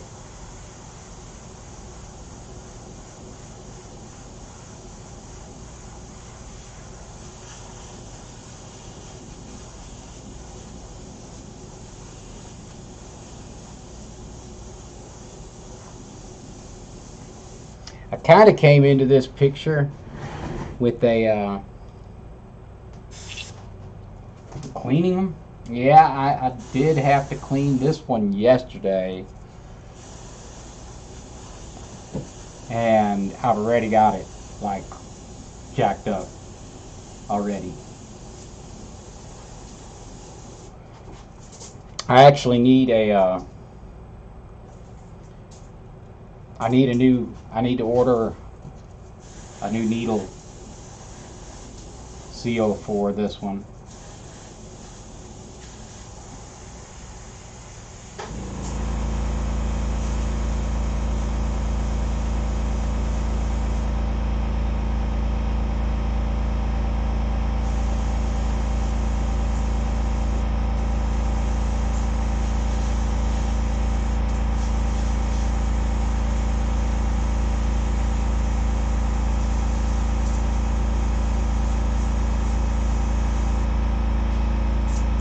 So yeah, need to order a couple parts, in which, you know, kind of to be expected every once in a while.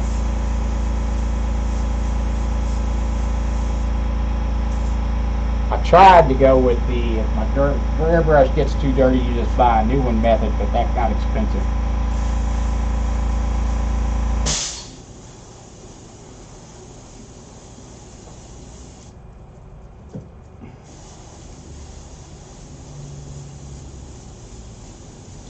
That's the other thing. If I get to that 100,000, 150 is what you're saying. did I say 150? Now I was saying I said 150,000 in 6 months. So if I get to that 150,000,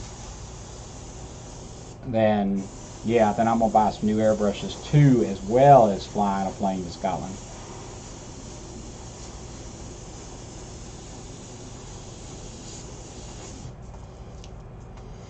And now I gotta figure out how to keep that from blending off too much into the background. And I know these colors probably look a little jacked to you guys on the screen right now, but that's because there's a lot of other stuff that's still got to go in. Remember, I'm working on top of those darks. I don't have all my tiger striping going in yet, and then those darks will get darker again. So yeah, this is one of them. I didn't really make a plan of attack on this picture, so I'm kind of winging a lot of stuff. I ain't really thought it through, and I'm just kind of going with it as it goes.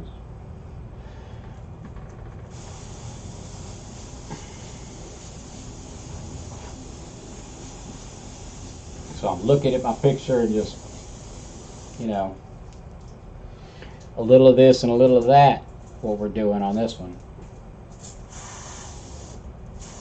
A little of this and a little of that.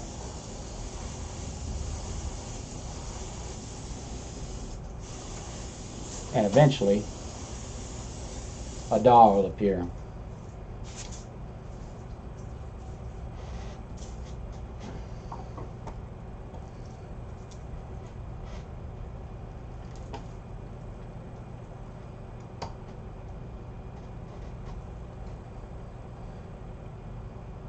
Readjusting the camera there.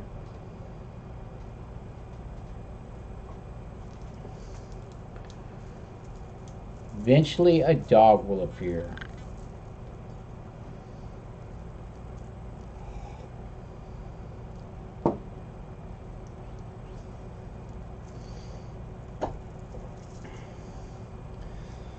Need to order a new .15.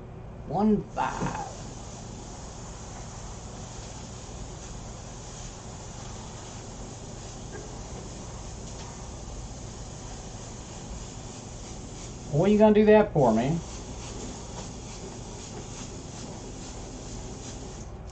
Work with them broken. That makes you cuss a lot. I work with them broken all the time. Or messed up, at least.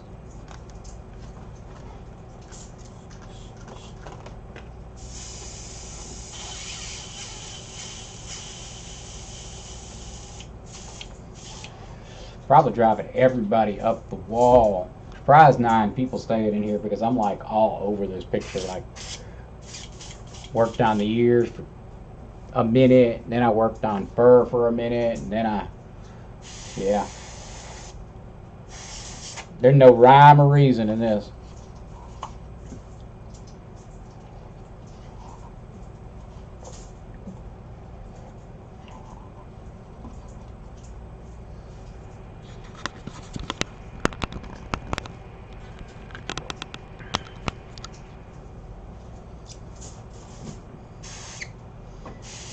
Imagine that. Can you believe it? It's actually work to paint one of these. No.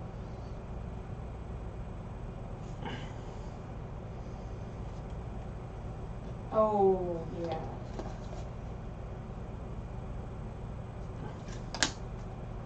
You dropped it.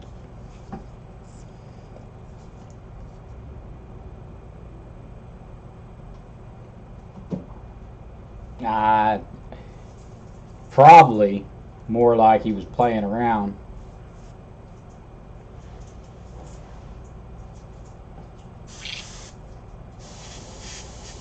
He was probably playing around. Doing one of those. Probably was like playing with it because he got that infinity airbrush, baby. Mm-hmm. He was probably trying to play Buzz Lightyear to infinity and beyond.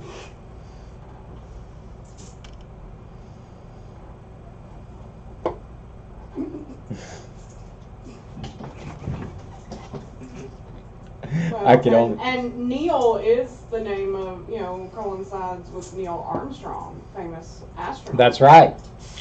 That's right. There you go. See. Maybe on to something. Neil Armstrong, Neil Boson, Buzz Lightyear.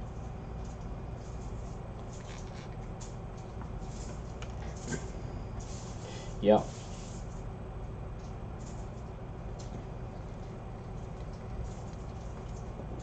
Yeah. You're not supposed to play with them like they're little rocket ships.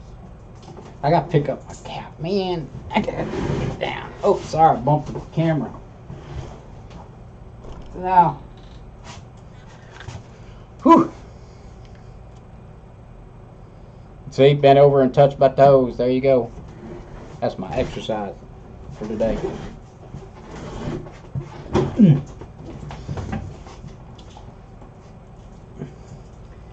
Let's see what kind of messed up color I just mixed.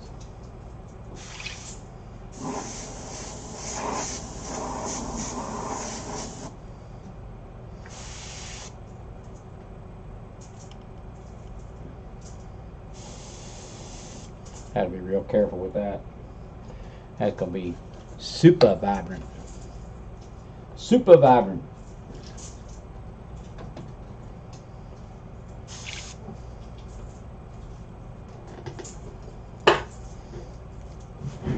Yeah, I can only make fun of Neil like that. I can't make fun of it.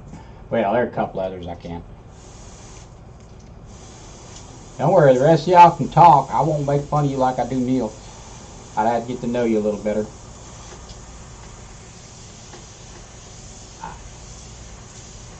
Neil's a special, and when I say special, I mean special, follower and fan.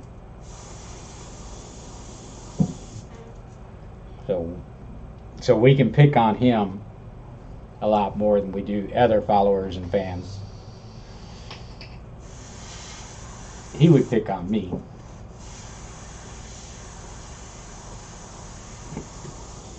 And does. Yeah, and does. And, There was something about you, he was making fun of you because you said I was on my way home the other day. Oh yeah, yeah. He was talking trash about. I did ask me if I got the ironing done too, because I was talking about cooking dinner. Oh yeah. See, that's kind of the deal though, man. Because see, I work at home, so and of course I don't make as much as I did when I had a real job. So working at home, I do more of the cooking. I don't do much of the cleaning because I got a teenager.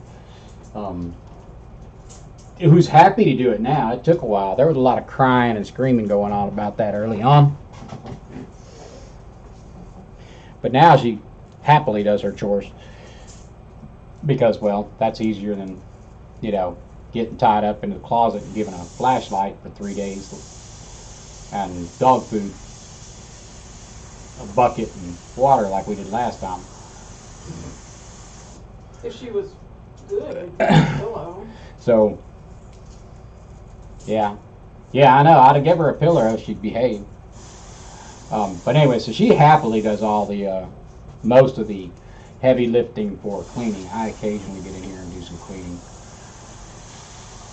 and I don't make her clean the studio because that would be cruel and unusual punishment. But if I ask her to run the vacuum in here, she does, no problem. If I ask So, her, yeah. she'll do it. So yeah, so that's the deal though, man. I get to work from home, so and not have a real job, as they say.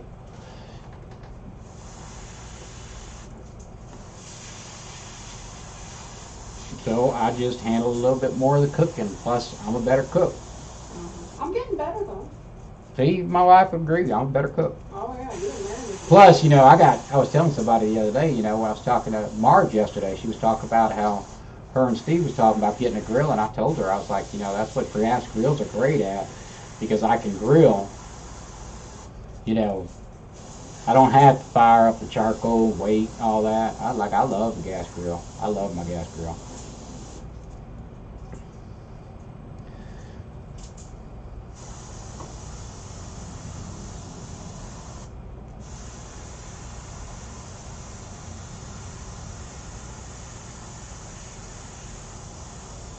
Because it's better than cooking on the stove. And I won't, if I only had charcoal, I wouldn't do that every day. Hey Joe, how we doing today?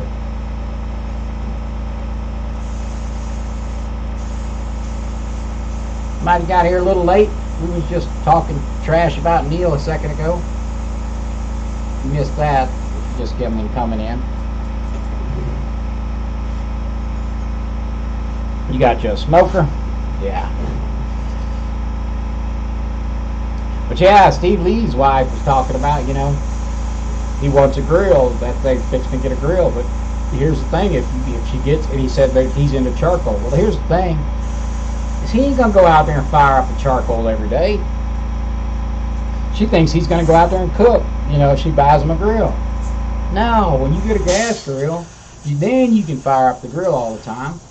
See what happens, like, my neighbor's like, well, mine tastes better. And I'm like, yeah, but I can fire mine up and be cooking, If I decide at 4 o'clock, we're going to grill chicken tonight.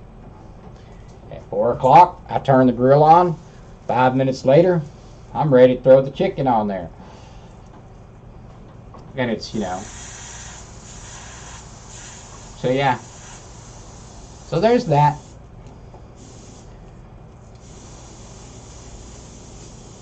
Yeah, y'all discuss that one now. Y'all discuss that. Oh, y'all still open. What are you talking about? You trying to talk?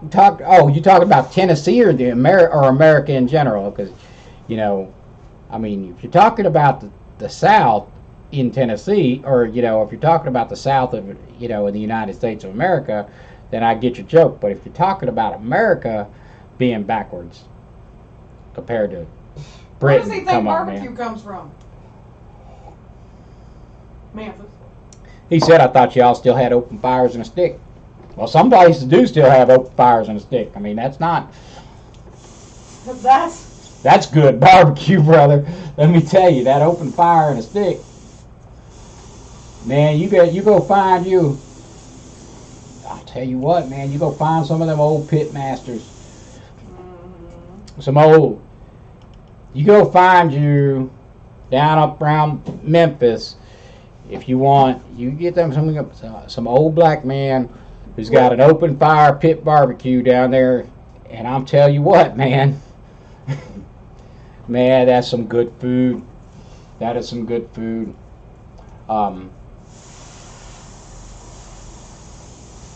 One time when I was young, my buddy, friend of mine, African American, he had just gotten out of the army, and his dad flew me. I was like in my 20s.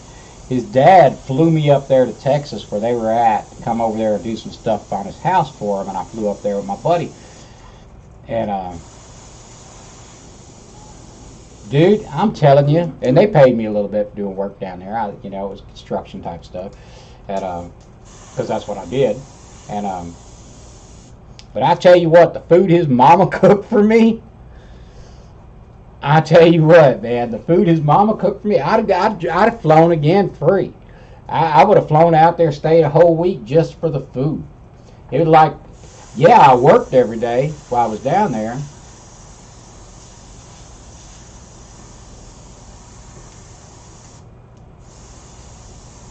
And I used to be a serious workaholic.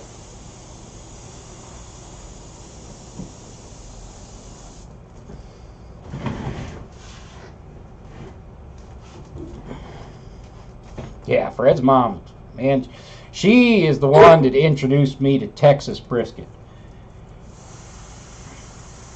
And I bet you I ate a pound of Texas brisket the first time I ever had some Texas brisket cooked by somebody who knew what they were doing. I probably ate a pound of that stuff. I was like, what is this in my mouth?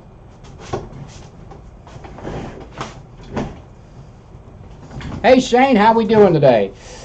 Yeah, I haven't done a lot today. This is all I've got done today.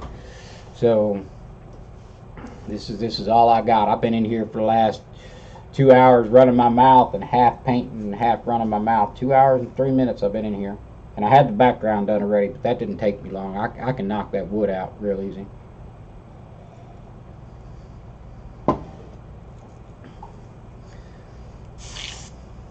We are in here, man. We've got, for those of you just coming in, we have got all sorts of conversations going. We're talking about art stuff. We're talking about barbecue. We are talking about everything except for my painting, I think. I think everybody's kind of like annoyed with me because I keep bouncing all over this painting. Like I'm not finishing anything. I'm just like, I'll go work on the ear for a second, and then I'll work on a little bit of fur for a second, and then maybe I'll go work back on the nose here in a minute, and then stop and then go on to something else because I'm just like all over the map today. Because I usually approach most of my paintings with a game plan, and that's actually really good. That's really good advice most of the time, to approach most of my paintings with a game plan and have a general idea. I'll usually look at a painting for a while, and then before I start painting it, and decide kind of how I'm going to go about painting it, and then stick with a rough general outline and stuff. This time, I'm just in here just painting. I'm just painting whatever comes my way and happens to pop out. I start working on that. Just depending on what color I got in the cup at the second. And I'll just be like, oh, I'll work on this here, and I'm going to work on this here. So yeah, we're kind of bouncing all over the place, but it'll be all right. In the end, I'm going to pull this off, and it's going to be an awesome painting.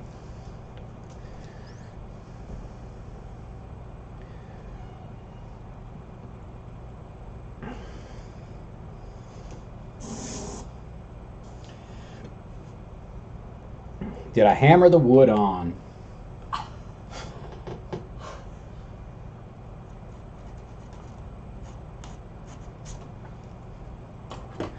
There's only one kind of wood I hammer these days. It don't have nothing to do with you know, the kind of wood from a tree. Careful, honey. You got a chick you can't carry.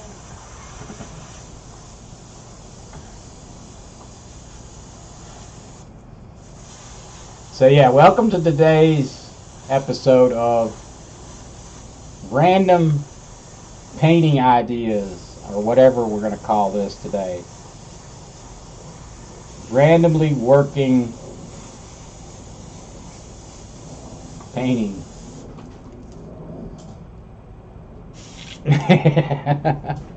Yeah, I'm gonna have to go find. I don't know what we're eating tonight. I hadn't even talked about it. My wife did cook me breakfast though, Neil. She did. She went in there and made me some sausage links and Fried eggs, and sausage, some toast. eggs, sausage, toast. Although I'm trying to avoid as much bread.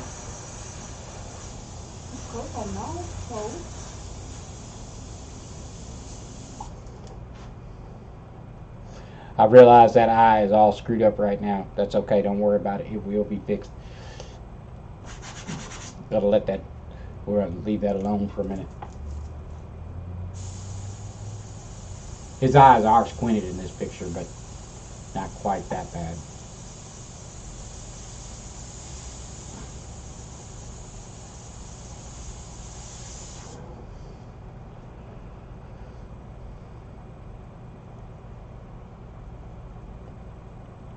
Yeah, you missed the comeback from the last comment. Yeah, you totally missed it, but I'm not going to repeat it.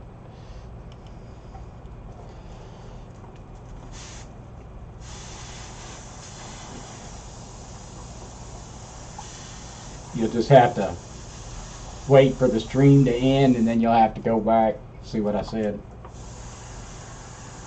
Hey, that's one way to get more views, right? I'll tell him. Yeah, he says she'll tell you. She'll say it.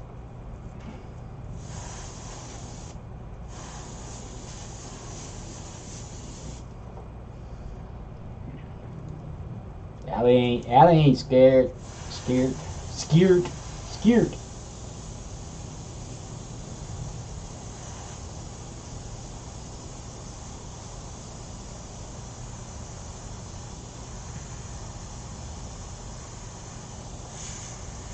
Yep, this is one of them paintings I'm gonna have to pull out of my butt because I didn't come in here with no game plan.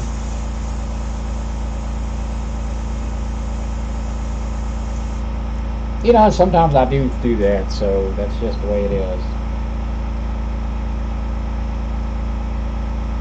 No, that's not exactly what I said, but I said it had nothing to do with it. I'm paraphrasing. No, I don't remember exactly. My brain doesn't work that way.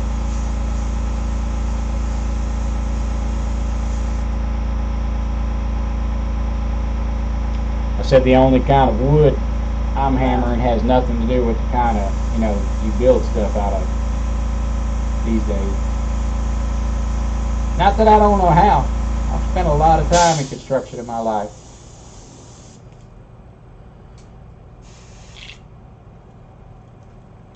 Got to start making that chest come forward. Yeah, now that I'm half done with something else, I can go ahead and move on to that instead of finishing anything.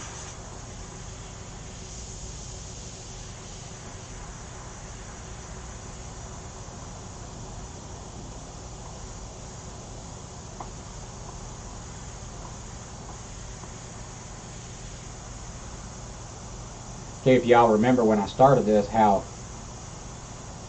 when I was putting those little grays in there, how it looked dark. Now you can see how light they really are.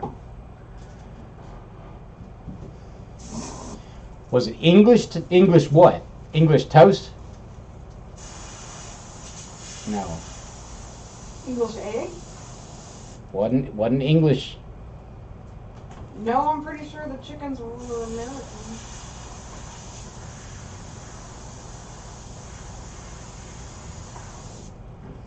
Oh, he's talking about English muffins. Yeah, we didn't have English muffins, if that's what you mean. Which I'm not even sure are actually English muffins, but hey.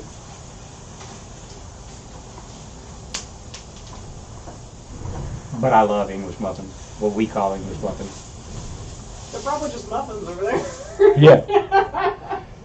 Well, I know chips and fries are all backwards over there. Yeah. Fries are chips and chips are fries. They got it all goofy.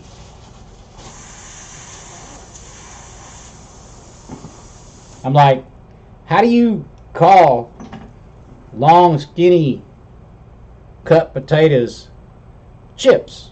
Because chips are always like roundish.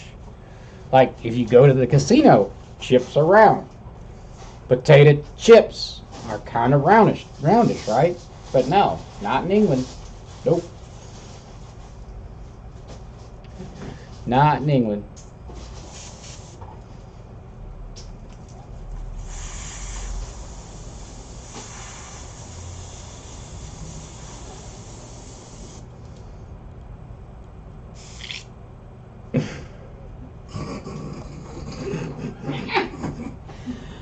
Oh, I should be in here.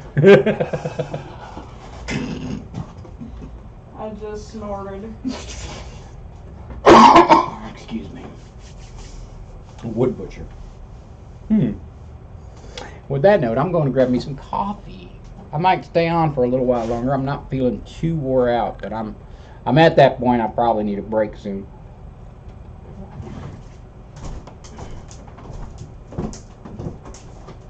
Ow, that hurt.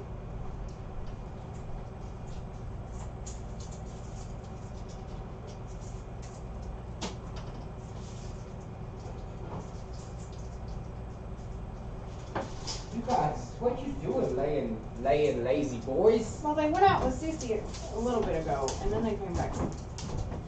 My doggies aren't doing nothing, man. They're like laying down.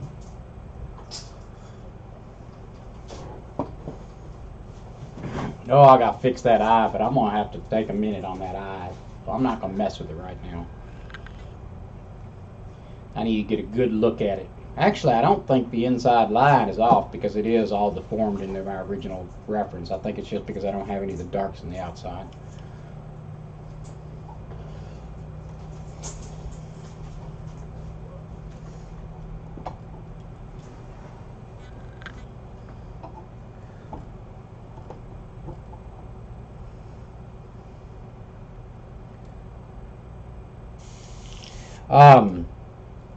Shane, my granddaughter. Yeah, I go. Yeah, you guys all really kind of, because people ask me about it, but I really haven't. I'll give you all the basic rundown of where we're at with the grandbaby. Okay. So after she got diagnosed, of course, it was pretty rough for a while. We were in the hospital for over 30 days. Numbers were not good at all for a while, and she was in quarantine. And then, so we stayed in that stage for a while, and then of course down the chemo road for a while, even after she got home. Well, then we moved into the next stage, which is where we're at right now.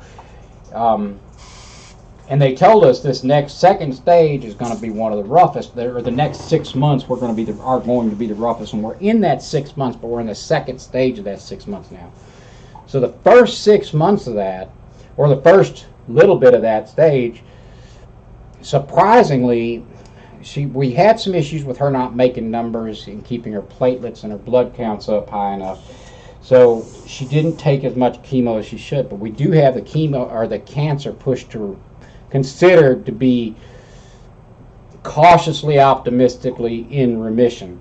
So that's where we're at. But now she's moving out of that stage of cancer where she's at, where she started gaining weight back and feeling better. She lost like 10 or 11 pounds, which is a lot for a 7-year-old. She gained back most of that weight, or half of that weight. Mainly doing pretty good, except her platelet levels are pretty low, so she bruises up a lot and things like that. A few times, of course, vomits and stuff like that, and gets some chemo sickness. But now she's moved to the next stage, which is a new chemo. And she started growing hair back on this last stage, and they've already told her, or they haven't. I don't know if they've told her. They've told her mom, my daughter. She's definitely going to lose the hair she started growing back, because she grew back about over an inch of hair. If y'all saw the last picture, if you're on my Facebook, you would have seen it. So she'd grown back over an inch of hair, and from bald, and so she grew back some hair But she's definitely going to lose that. But this next stage of treatment is, they can't pause the next stage of chemos. So unlike what she had before, like she's on more than one chemo. Like one chemo, they can pause it and let her numbers catch up. But the other one that she's going to have to do weekly at the clinic, not so much. And they said this next stage is going to be really bad because they said they can't pause it, and they said this is the time that she'll start getting real sick and a lot of fevers and stuff like that. So they said she won't be scheduled to go stay in the hospital anymore like she's been for the last bit. She's been scheduled to stay 4 days at a time. So then this next stage, though, they said, you know, expect that she's going to have unexpected visits to the hospital. She'll start popping fevers a lot. She's going to get really sick, but they said that they cannot, once they start this round of chemo, it doesn't matter how sick she gets, they cannot stop this next stage of chemo until she's finished the treatment of it. So we're going to see how she handles that. And how that works out. I don't, know how this next stage is going to be, but she really came through the last month stage really, really well, gaining some weight back and all that, which she was doing really good. But she wasn't making enough white blood cells to keep up with her treatments as many times as she should. So there is that. But the doctors are not concerned about that at all. But they did say this next stage will be, she's probably going to start spiking fevers and things like that. So we'll see how that works out. But she's got a really good disposition about it. She is super cheerful. The thing that pisses her off more than anything right now is the fact that, her mom is the only one allowed to go with her to the hospital when she has to stay. And she gets really mad about hospital food, which is why sometimes I run over there and just take her stuff. Like the other day, I grilled up ribeyes. I made a deal with her because she was refusing to eat the hospital food the other day. So I was like, if you eat dinner tonight, I'll cook ribeye, potatoes, and all that. And her mom was like, honey, you gonna eat some food, because if G-Daddy's making some ribeyes, I want ribeyes, so you're gonna have to eat. So yeah. But she's really kept a great, a super great disposition about it. Of course she had a rough go at first, and there were things, and, there was a lot of tears and shed tears and moments like that with the family. Of course there's all that. But she's really handling through it very well. And she had to go into physical therapy the other day because they lose a lot of, they lose a lot of strength and all that. But she's been doing a lot, and she went to physical therapy, and the physical therapist the other day says she is doing really, really well. Of course they can measure it, and they're like, yeah, this is how much strength she's lost and all this. But they said she is doing better than we have seen her ever do. So because she's like playing and stuff. Now she gets mad because she's swimming. Yeah, she's got a pool, so she can do a lot of that because that's low impact. She's mad that she can't get on her trampoline at home because she was bruising so badly that her mom finally was like, no, honey, you can't go on the trampoline no more. Like, you can't, because it doesn't take much. When your platelets are down like that, you bruise really heavily. And I mean, yeah, if you see her, I mean, she's got bruises all over her arms, her legs, and all that.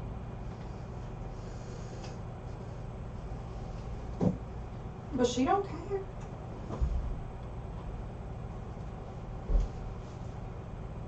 Wood butcher's a carpenter. Well, I wasn't really a carpenter. Anyways, back to that conversation. Since I have done some carpentry work, and I do have a little bit of skill in that.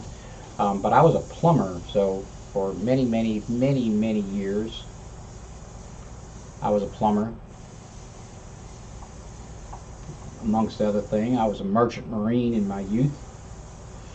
Traveled extensively. Yeah, Cream Whip's not what made her giggle. It's Squirty cream is what made her giggle, makes her giggle. No, I was laughing about Paul's use of muffin. Because he alluded to muffin also has other meanings. Neil just said Allison, cream whip. Yeah, that's... He's trying to make you laugh about it. No, the other name. It's the squirty cream that makes us all giggle inappropriately here in the United States. And we are not the only ones. There's a whole meme on the internet about that. Yeah. You know, where people are like, is this for real or is my friend joking with me? That's how I found out about it. Yeah, that's how Allie found out about it. It was like a meme. People were like, do they really over in England call whipped cream in a can squirty cream? Because, or is my English friend just messing with me? Because, yeah. Squirty cream means something entirely different around the United States.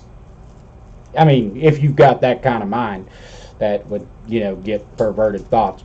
Unlike me, I don't have perverted thoughts, like, ever. Bullshit! Bullshit! Like, I don't, I'm super clean. Like, yeah.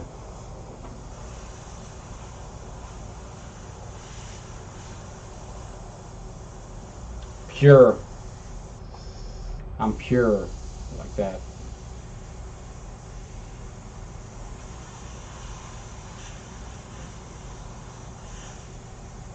Y'all can catch me in church on Sunday too. Some decade. Maybe. Well, you know, sometimes they have funerals. It's been a while. Maybe somebody's gonna die soon. Yeah, you can catch me in church. Somebody's getting married. You can catch me in church at the funeral. In your one suit. And I don't have anything against church, so don't get the wrong opinion. We just don't know.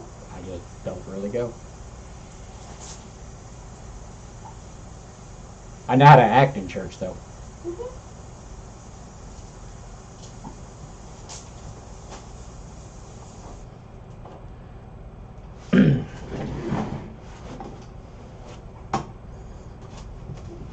Pants or underwear in the UK? Pants Wow. or pants? Panties.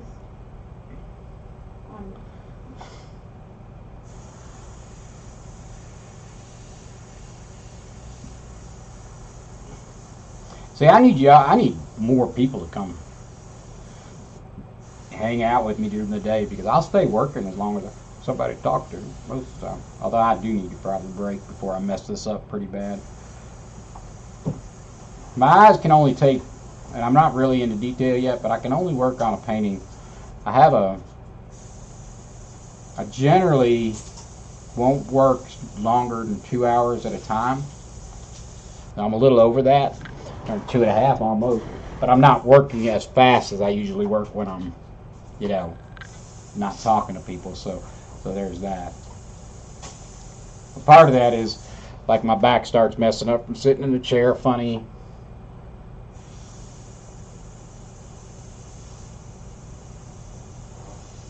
So I'll take a break after a couple hours. I've learned that over time. I used to not do that, but over time I realized taking those breaks keeps me from really screwing stuff up.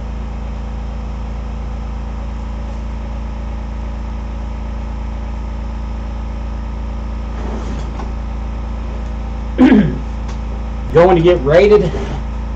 You mean like as non-monetizable? Is that what you're saying? It's very, very possible that they didn't monetize it from the get-go, so I don't much care about the monetization on my live streams. And the reason I say that is because my live streams won't have the viewers, same amount of viewers as one of my non-live streams, or so far. Now, if I was pulling in, you know, if I had a concurrent views of like 200 people in here, and that was getting shared, and you know, over time, then I might be concerned about the revenue on it. But it's really not a lot of money either way. Shane, I look up to a lot of airbrush artists. You know, I'm not. I guess there's some different way. I gotta kind of watch the way I say this. I I look up to several airbrush artists, but there's a lot of them that I know that I followed that you've never heard of. So, um, I don't necessarily buy into the big name.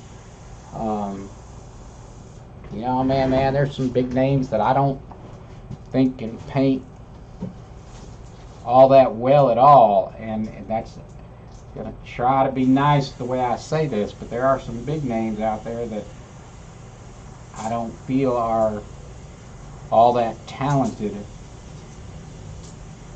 But I think that's the same in anything.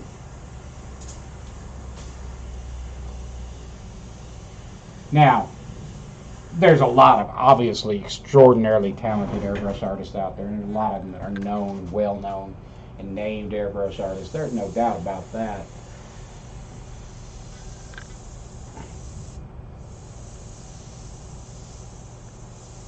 And there's several that are big names that I think highly of. I was saying, Steve Leahy. I've been following him for a long time. His art is not like hyper realistic. It's not designed to be hyper realistic. It's not what he's going for.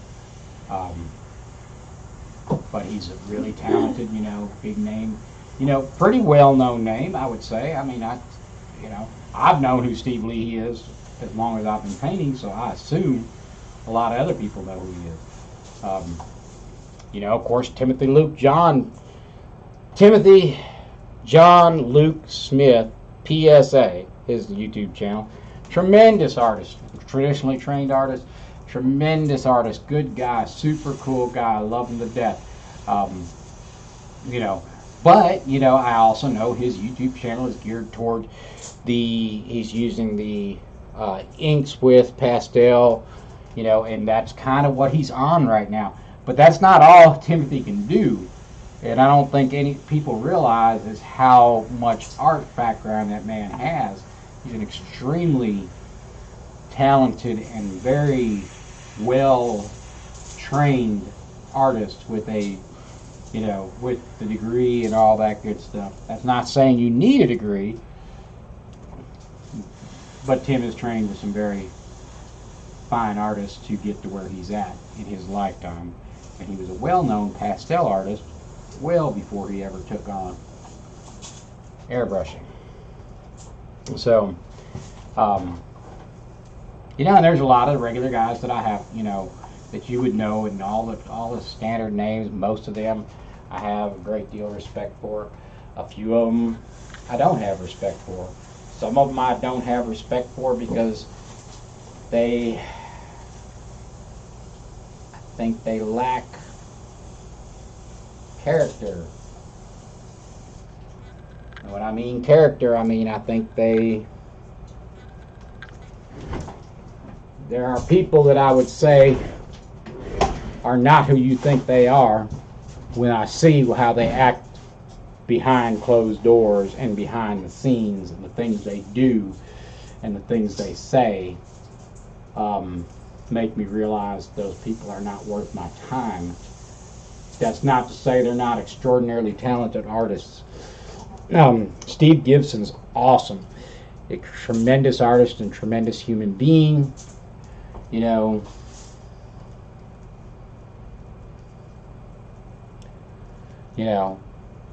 Corey is a great artist.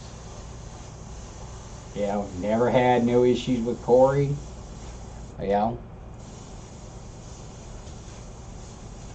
Yeah, there's a lot of people I could just sit here and name, that I look up to. But it's also important to understand I don't want to be any of those people. So I want to be me.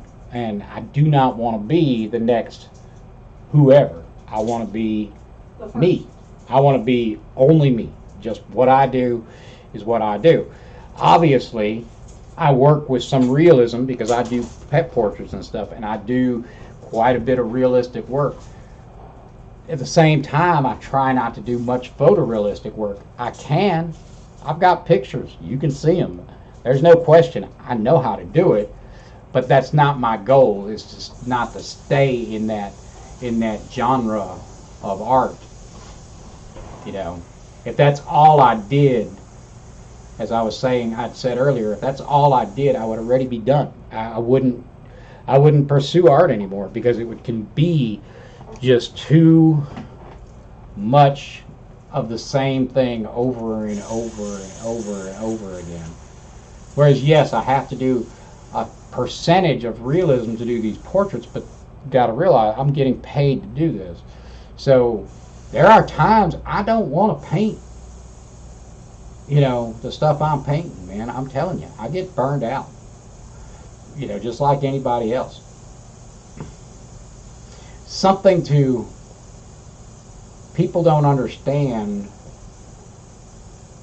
about being a working artist is dealing with the time constraints, understanding that there's time constraints, understanding that there's a lot of days that just aren't any fun, and that's just the reality. It's like any other job. There are things you're going to have to do if you want to do art for a living. And unfortunately, most people who say they want to do art for a living have no concept of like what it really is and what it's like. It's not, it is by far not easy to try to make a living at art. It is extraordinarily hard, actually, because you have to do marketing and you have to do other things that have nothing to do with art, on top of the fact that you're going to have days you got to wake up and be like, okay, I got to go in here and paint now. You got to paint Grandma. It doesn't matter if you want to paint. It's not like, oh, I can go in here and paint what I want. That's not to say there's not people who've succeeded at that and been able to paint whatever they want and make a living, but it's rare. It's very, very rare. So, yeah. And, all you got to do, if you want to know what it's like to be a working artist, go ask a tattoo guy who's not gotten out of his apprenticeship yet, and ask them what it takes to become a tattoo artist. Because, well, a good tattoo artist can make some bank once they're established.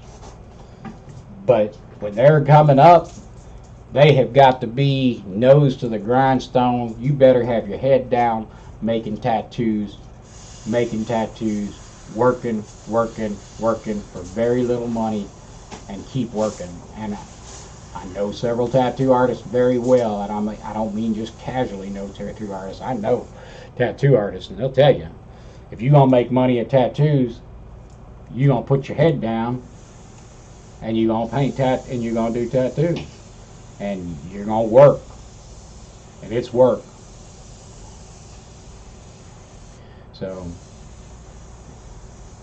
I don't know how I got on that subject. But I did. But that's, Yeah, I paint cats, man.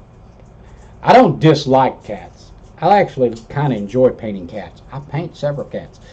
But I love dogs. I absolutely love dogs.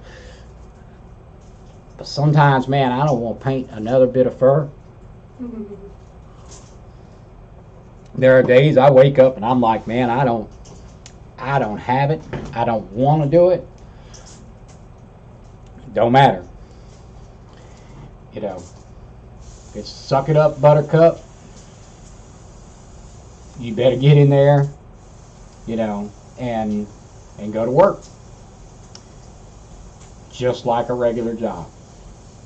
And if you have no motivation, in my situation it's different. I didn't choose to become an artist full time. I kind of got myself forced into this role because when I had to leave work and I couldn't go back to my career, I was going to do this, or I was going to have to go get a job clerking at a convenience store or something like that, part-time, which doesn't pay crap either. And so I started down the art path, and it took a while. It took quite a while before I started making any money at it. And I'm just now where I can say, you know what, I'm turning a profit. I'm turning a healthy. I'm starting to turn a healthy profit. I'm turning enough of a profit now that I'm actually concerned about what I'm going to have to pay the government. Whereas I didn't worry about it, before because I was making so little.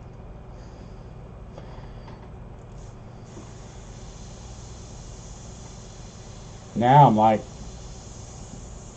well, shoot, if I keep doing this, I'm gonna owe the government a lot more. Thank you, Brush, Jake. So, but yeah, it's work. It's and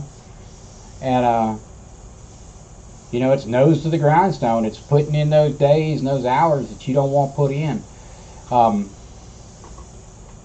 I was talking to somebody the other day on Messenger, and they were asking me about some of this stuff, and I told them, I said, look, man, I could double my workload tomorrow if I stopped doing YouTube and Patreon. And the reality is that's pretty much true, but Patreon and YouTube are this. I do this because I love to help people. That's why I do this. I mean, like I said earlier, I was like, when I was talking about, look, don't ever let me, push you into donating money to me, because there's no point, which I'm not going to be one of those guys say, yeah, man, if you're not donating to my stuff, I might disappear off YouTube. In some cases, when people say that, it's true. But in my particular case, it don't matter. I mean, I might before, if I was making $50,000 a year on YouTube, I'd probably be like, I would take only the commissions that I truly wanted to, and I would charge a customer a fortune for them, because I love doing, the helping. Of course, I would have to get out more. I would have to get out and do some stuff more in, with live people, because, well, I'm a social creature, and I like to talk to people, and I like people. So that's just me. And, sometimes I don't like people, but for the most part, I really do like most people. And social media, or unsocial media, I guess I should call it, has made us all start hating each other, because everybody thinks their opinion is right and the other person's wrong, and they think they need to hate each other for it. And that's not the reality. I tell you, I would probably not have any followers if I spoke my mind on social media every day. Because I can be that guy.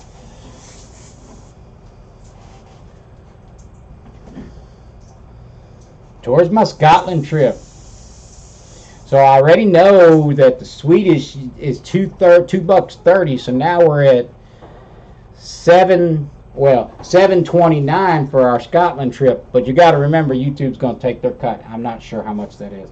So we're at $7.29 towards the Scotland trip.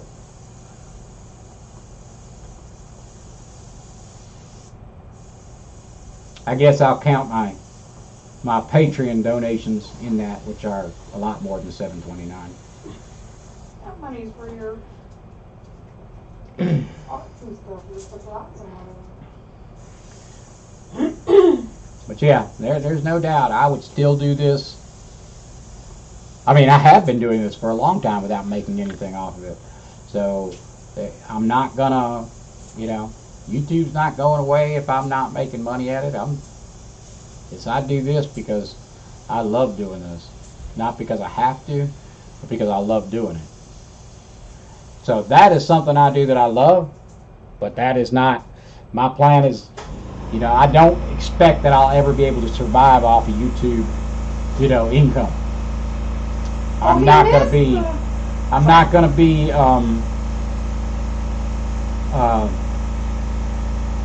what's his name?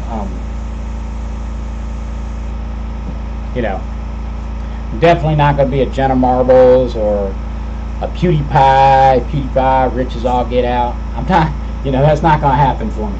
So,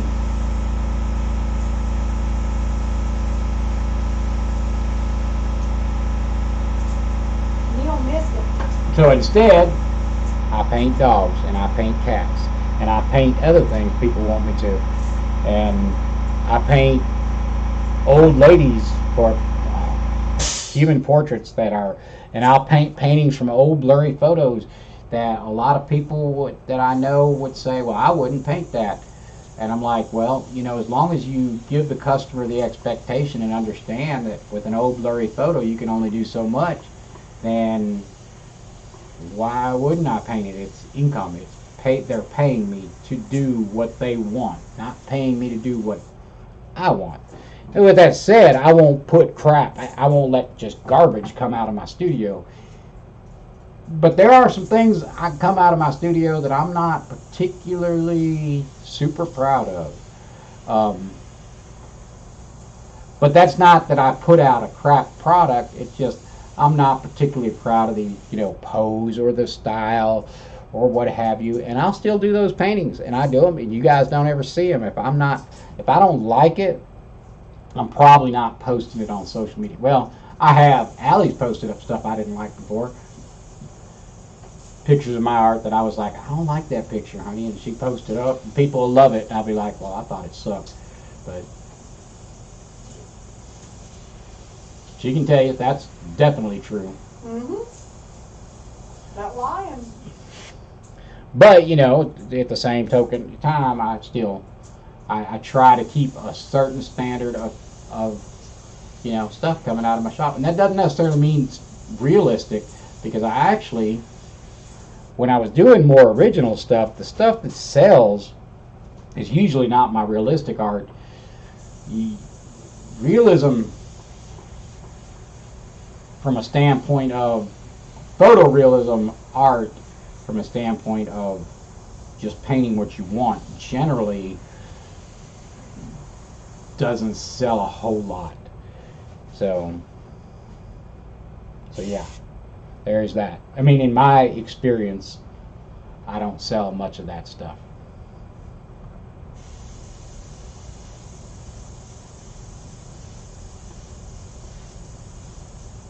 And other people have told me the same. And actually, I know some local artists that are working artists that told me when I started going in it, they're like, man, I remember sitting at a local art shop and the guy was telling me, dude, he's like, that photorealism, it's a trap, dude. He's like, it's a trap. It's a lot of hours of work for very little money. He's like, it's a trap. I was like, well, you know.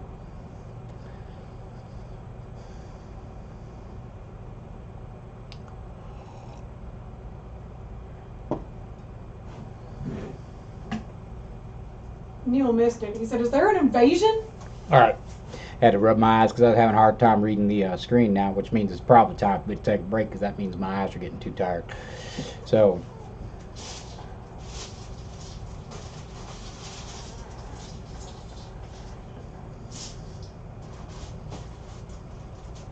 the haggis? I thought that was a food. Huh? I thought haggis was a food. Haggis. He said a rare animal called a haggis. I will look that up. I do not know what a haggis is. So for all I know, he's over here messing with me, sending me down on a rabbit hole. Just want to get this a little bit more done before I stop. I want to get a little of this while it's on my brain.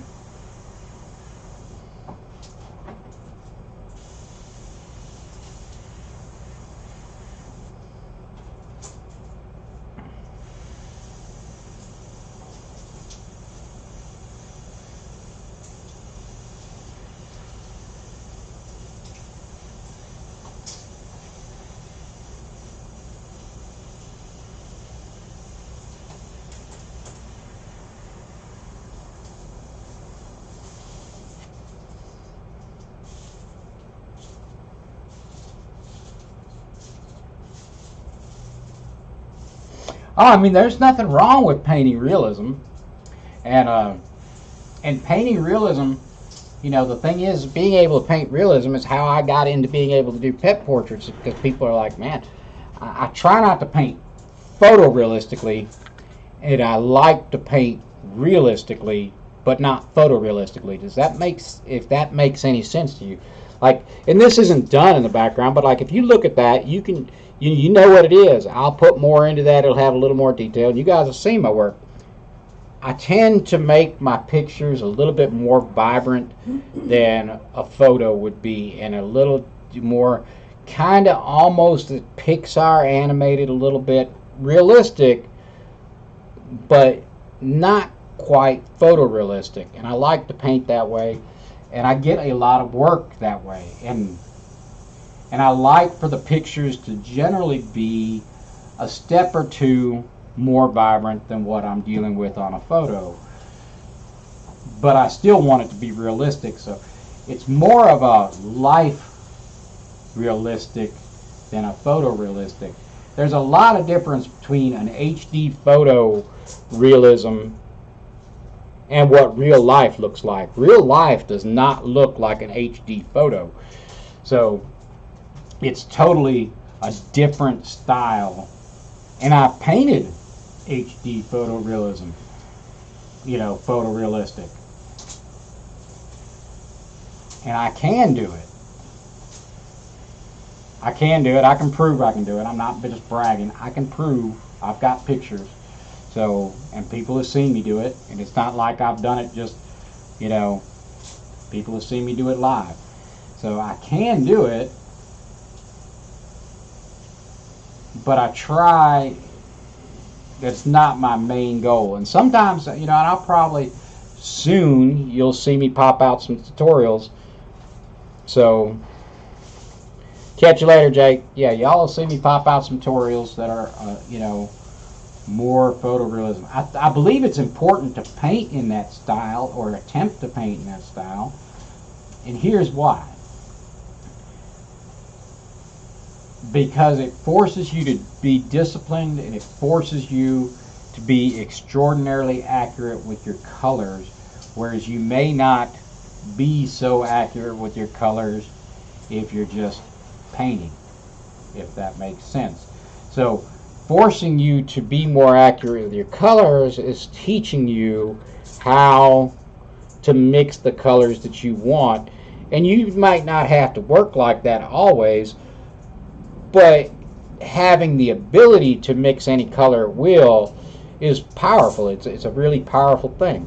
As a matter of fact, if anybody's been in here from the beginning of this video and saw the colors I was mixing up on this dog as I was laying that in, most people probably would have been like, that's a mess. But I knew that when I added colors on top of it, what color I was going to wind up with in the end. So I've got 3 different base colors in the back of this, and as I continue to bring my darks around, of course this proportion looks off because I haven't put my darks in. So as I continue to bring my blacks around and my darks in here, those colors, you're going to be able to see what the true color is and realize that they don't look anything like those ugly colors I was mixing up in the beginning. It's like I was telling somebody earlier, I was in Steve Leahy's feed yesterday, and that's one of the things I said in there when he was mixing up that color. I was like, it looks like baby poop, marketed. And I said, it's like ugly colors make pretty paintings, and that's the reality, because the colors that we paint with for natural looking tones are all very dull and desaturated, not the pretty colors out of the bottle. It's not that pretty shade of green comes straight out of the bottle that is going to make your painting a pretty painting. It's those dull and saturated tones, a lot of time unsaturated tones, I should say, that are probably more often than not going to wind up in your painting.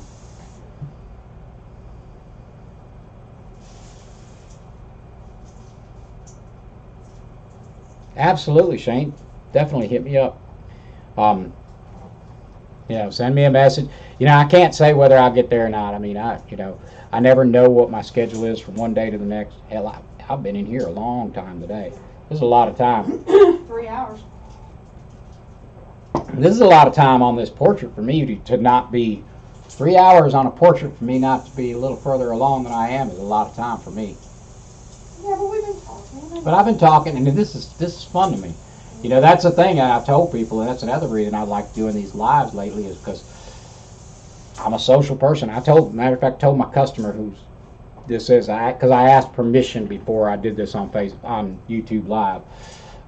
Told her I might do this, and she said yeah, and let her know. I was surprised she actually didn't come by. She may have, she just may not have talked. She may not have a YouTube account to be able to talk. So, you know, I always check with my customers and tell them that I'm going to do that before I do, so they can say, hey, you know, because this is going to be a present, but I figured the odds of her husband, it's going to be a present for her husband, but the odds of her husband knowing me on YouTube is probably next to nothing. Unless you're an artist, you have no idea who I am on YouTube. So, and in particular, unless you're an airbrush artist, you probably have no idea who I am on YouTube. And even a lot of airbrush artists don't know who I am. So, yeah, I figured the odds were really, really slim he'll see this. So she had no objections, so I put it in. But when I told her, I said, you know, I like to do that. I said, when I first mentioned it, I didn't know what time or day, because I told her, I said, what happens a lot with my lives is I'll go on live because, you know, I said art is a solo job. So, you know, a lot of times. So, and I'm a social person who spends a lot of time doing art by myself at home.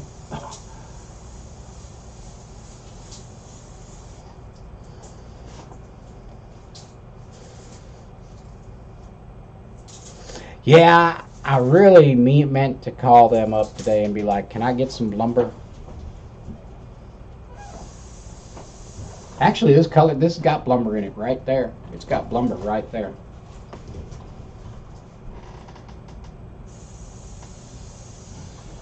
So the next time somebody tells you don't use black paint,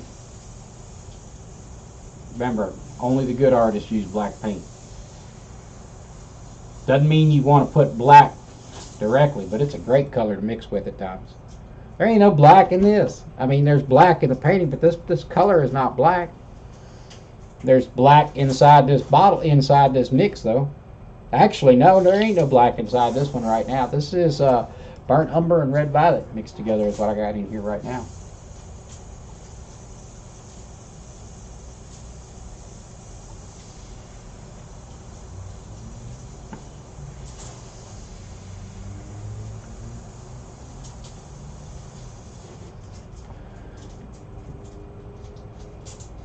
Now I got them jowls popping out, looking good. Now they're starting to come to life. Didn't look anything like that when I started, did it? Didn't look like it was going to work.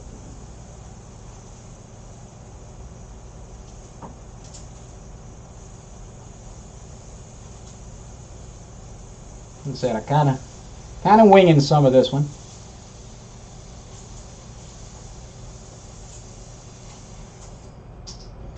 Kind of winging some of this one. He's going to get some more, a lot of these colors. You know, right now I'm getting the coloring right, but he's actually got to, because he's more of a brindle. So there'll be a lot of these darks will be going in here. A lot of little brindle spots in here I got to put in, and that's going to be tedious. And that's okay. That is what it is. Brindles are definitely one of the harder furs to create. More than brindle fur is just way harder to create than most fur types. That's because their hairs are two different colors. Ava calls me those hairs that she found in the color Oreo hairs. I didn't know that. Yeah, she just told me. Yeah, one of my dogs is brindle. And Allie just told me that my grandbaby, Ava, the one y'all know about, the only girl out of all my grandchildren, calls my dog's hair Oreo's hair because it's brindle. Because she finds the random pieces of, you know. And they're half white and half dark. Yeah, and they're white and dark, two different colors. But yes, by far, brindle is the hardest of all furs to do.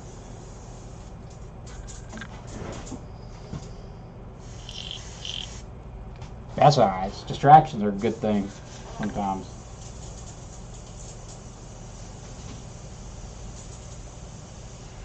Yeah, it'll, you know, I can work on these. I can work on these pet portraits and be pretty distracted. And even, like I said, I came in here kind of with no real game plan. I can do a pretty good job of,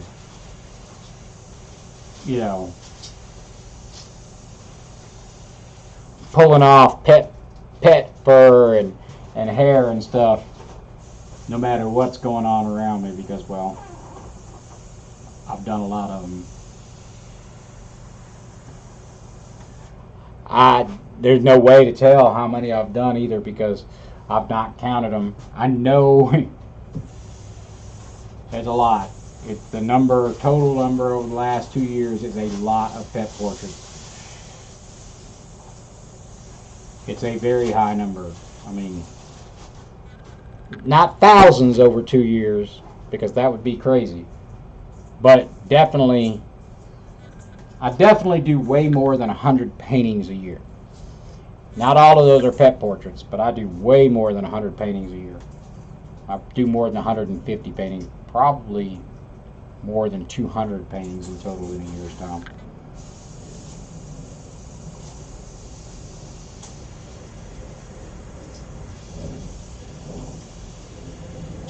I would say on any given year I'm doing over 200 paintings at this level of detail.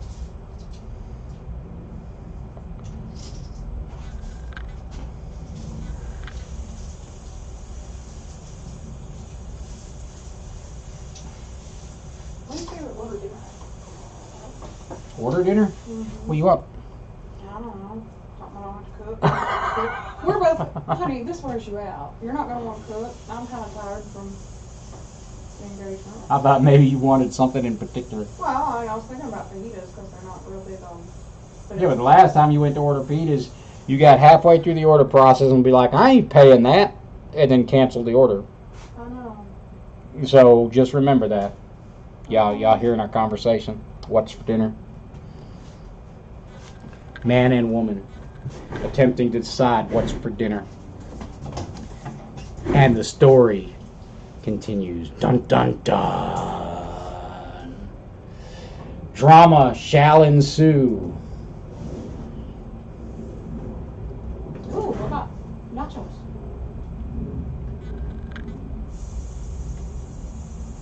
Barbecue.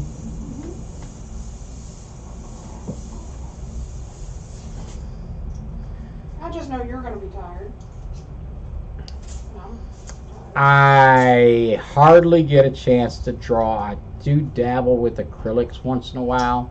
I have done carving a little bit and engraving as well. I should sit down with a pencil and draw more than I do. I just don't find myself doing it. I should. Drawing is the basis of it all. Now, with that said, I draw with an airbrush too. So, like sometimes I do paintings where it's like, there's no sketch, there's no nothing. Just pick up the airbrush and start drawing. So yeah, I've done a little bit of carving. I've done some engraving. I've done, a little bit of acrylics.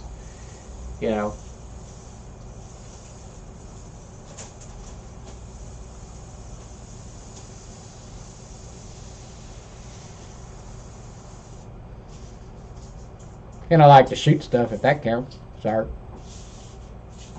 Shoot holes in things.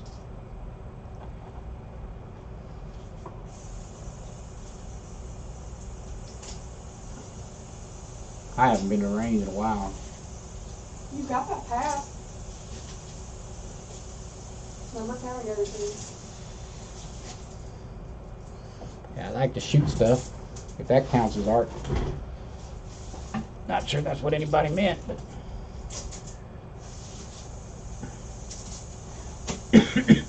I don't hunt anymore at all, unless it's got I don't hunt anything with more than 2 legs.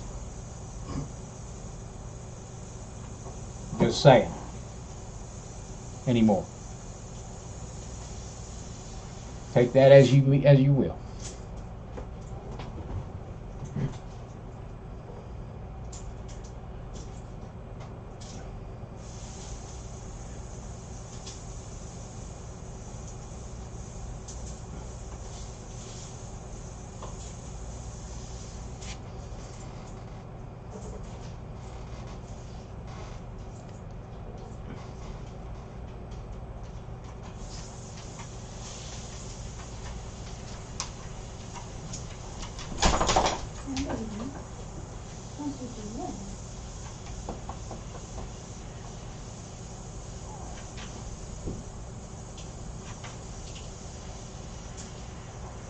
And I could be cheating some of these brindle strokes, but I'm just feeling like practicing my dagger strokes, I guess.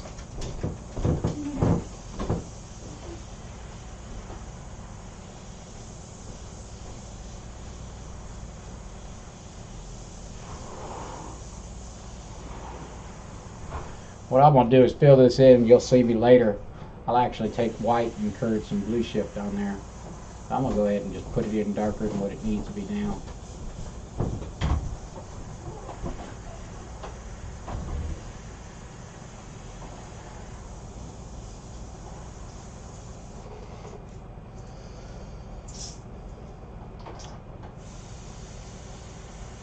And this is that part where I was talking about earlier where I'm doing that because I haven't drawn all these little, I haven't drawn out where these hairs should go, so I'm having to look at my painting. And in a pet portrait, it's kind of important that you get the stripes in the right area. You don't have to have every hair in the same space, but you'd better have those basic rough hairs in the same general vicinity, or it will not look like the same dog.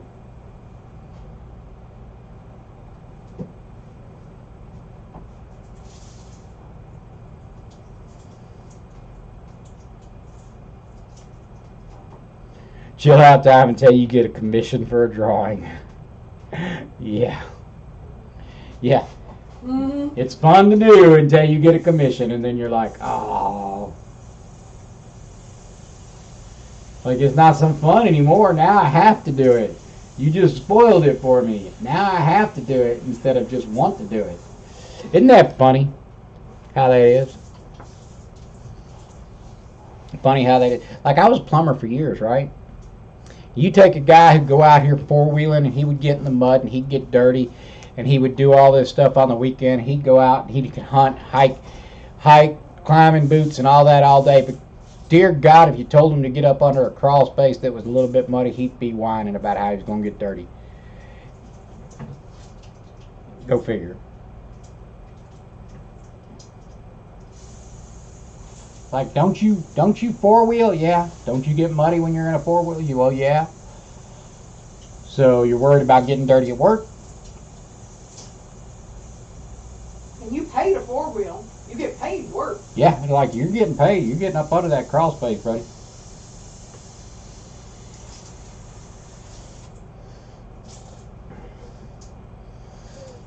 Yeah. That's I mean, that's, I don't know what that is with human nature, man. That's human nature, isn't it? But, like, it was fun until I had to do it. It used to be fun. What happened?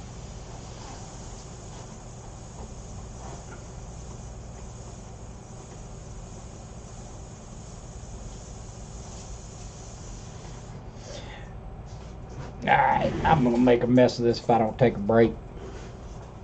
So, because I got a ways to go. I got a lot of little furs to put in, and I can get them in a lot faster if I get myself in gear and a little bit more rested and then ready to roll. Because all that brindle I got to put in there is a little bitty hairs, and I'm going to need to use some cheating techniques. They're not cheating techniques. Oh no, nothing's cheating. So yeah, I think I'm going to get out of here for the day, and I do really, really, really appreciate everybody that's been by here, everybody that's come by, and I do appreciate the people who sent me some money on Super Chat. That is phenomenal. I appreciate you guys' support, and always, always. So, as y'all know, biggest, easiest way to support things is share things. So, hopefully, we'll get some shares. I don't know if I'll get back live on this dog or not. I'll probably work on this again, because usually what'll happen, I'll do this and then I'll come back in after dinner and work on it. So I'll probably come back on after dinner and probably work on it tonight. So I might or might not get on live. I doubt it, because I don't like to do a whole lot of live streams through the week. And yeah, working on making a plan for my next YouTube. I need to write down stuff, because I get these ideas what I'm going to do for my tutorials and forget. So yeah, once again, appreciate y'all. That's it for me, and y'all know where to find me.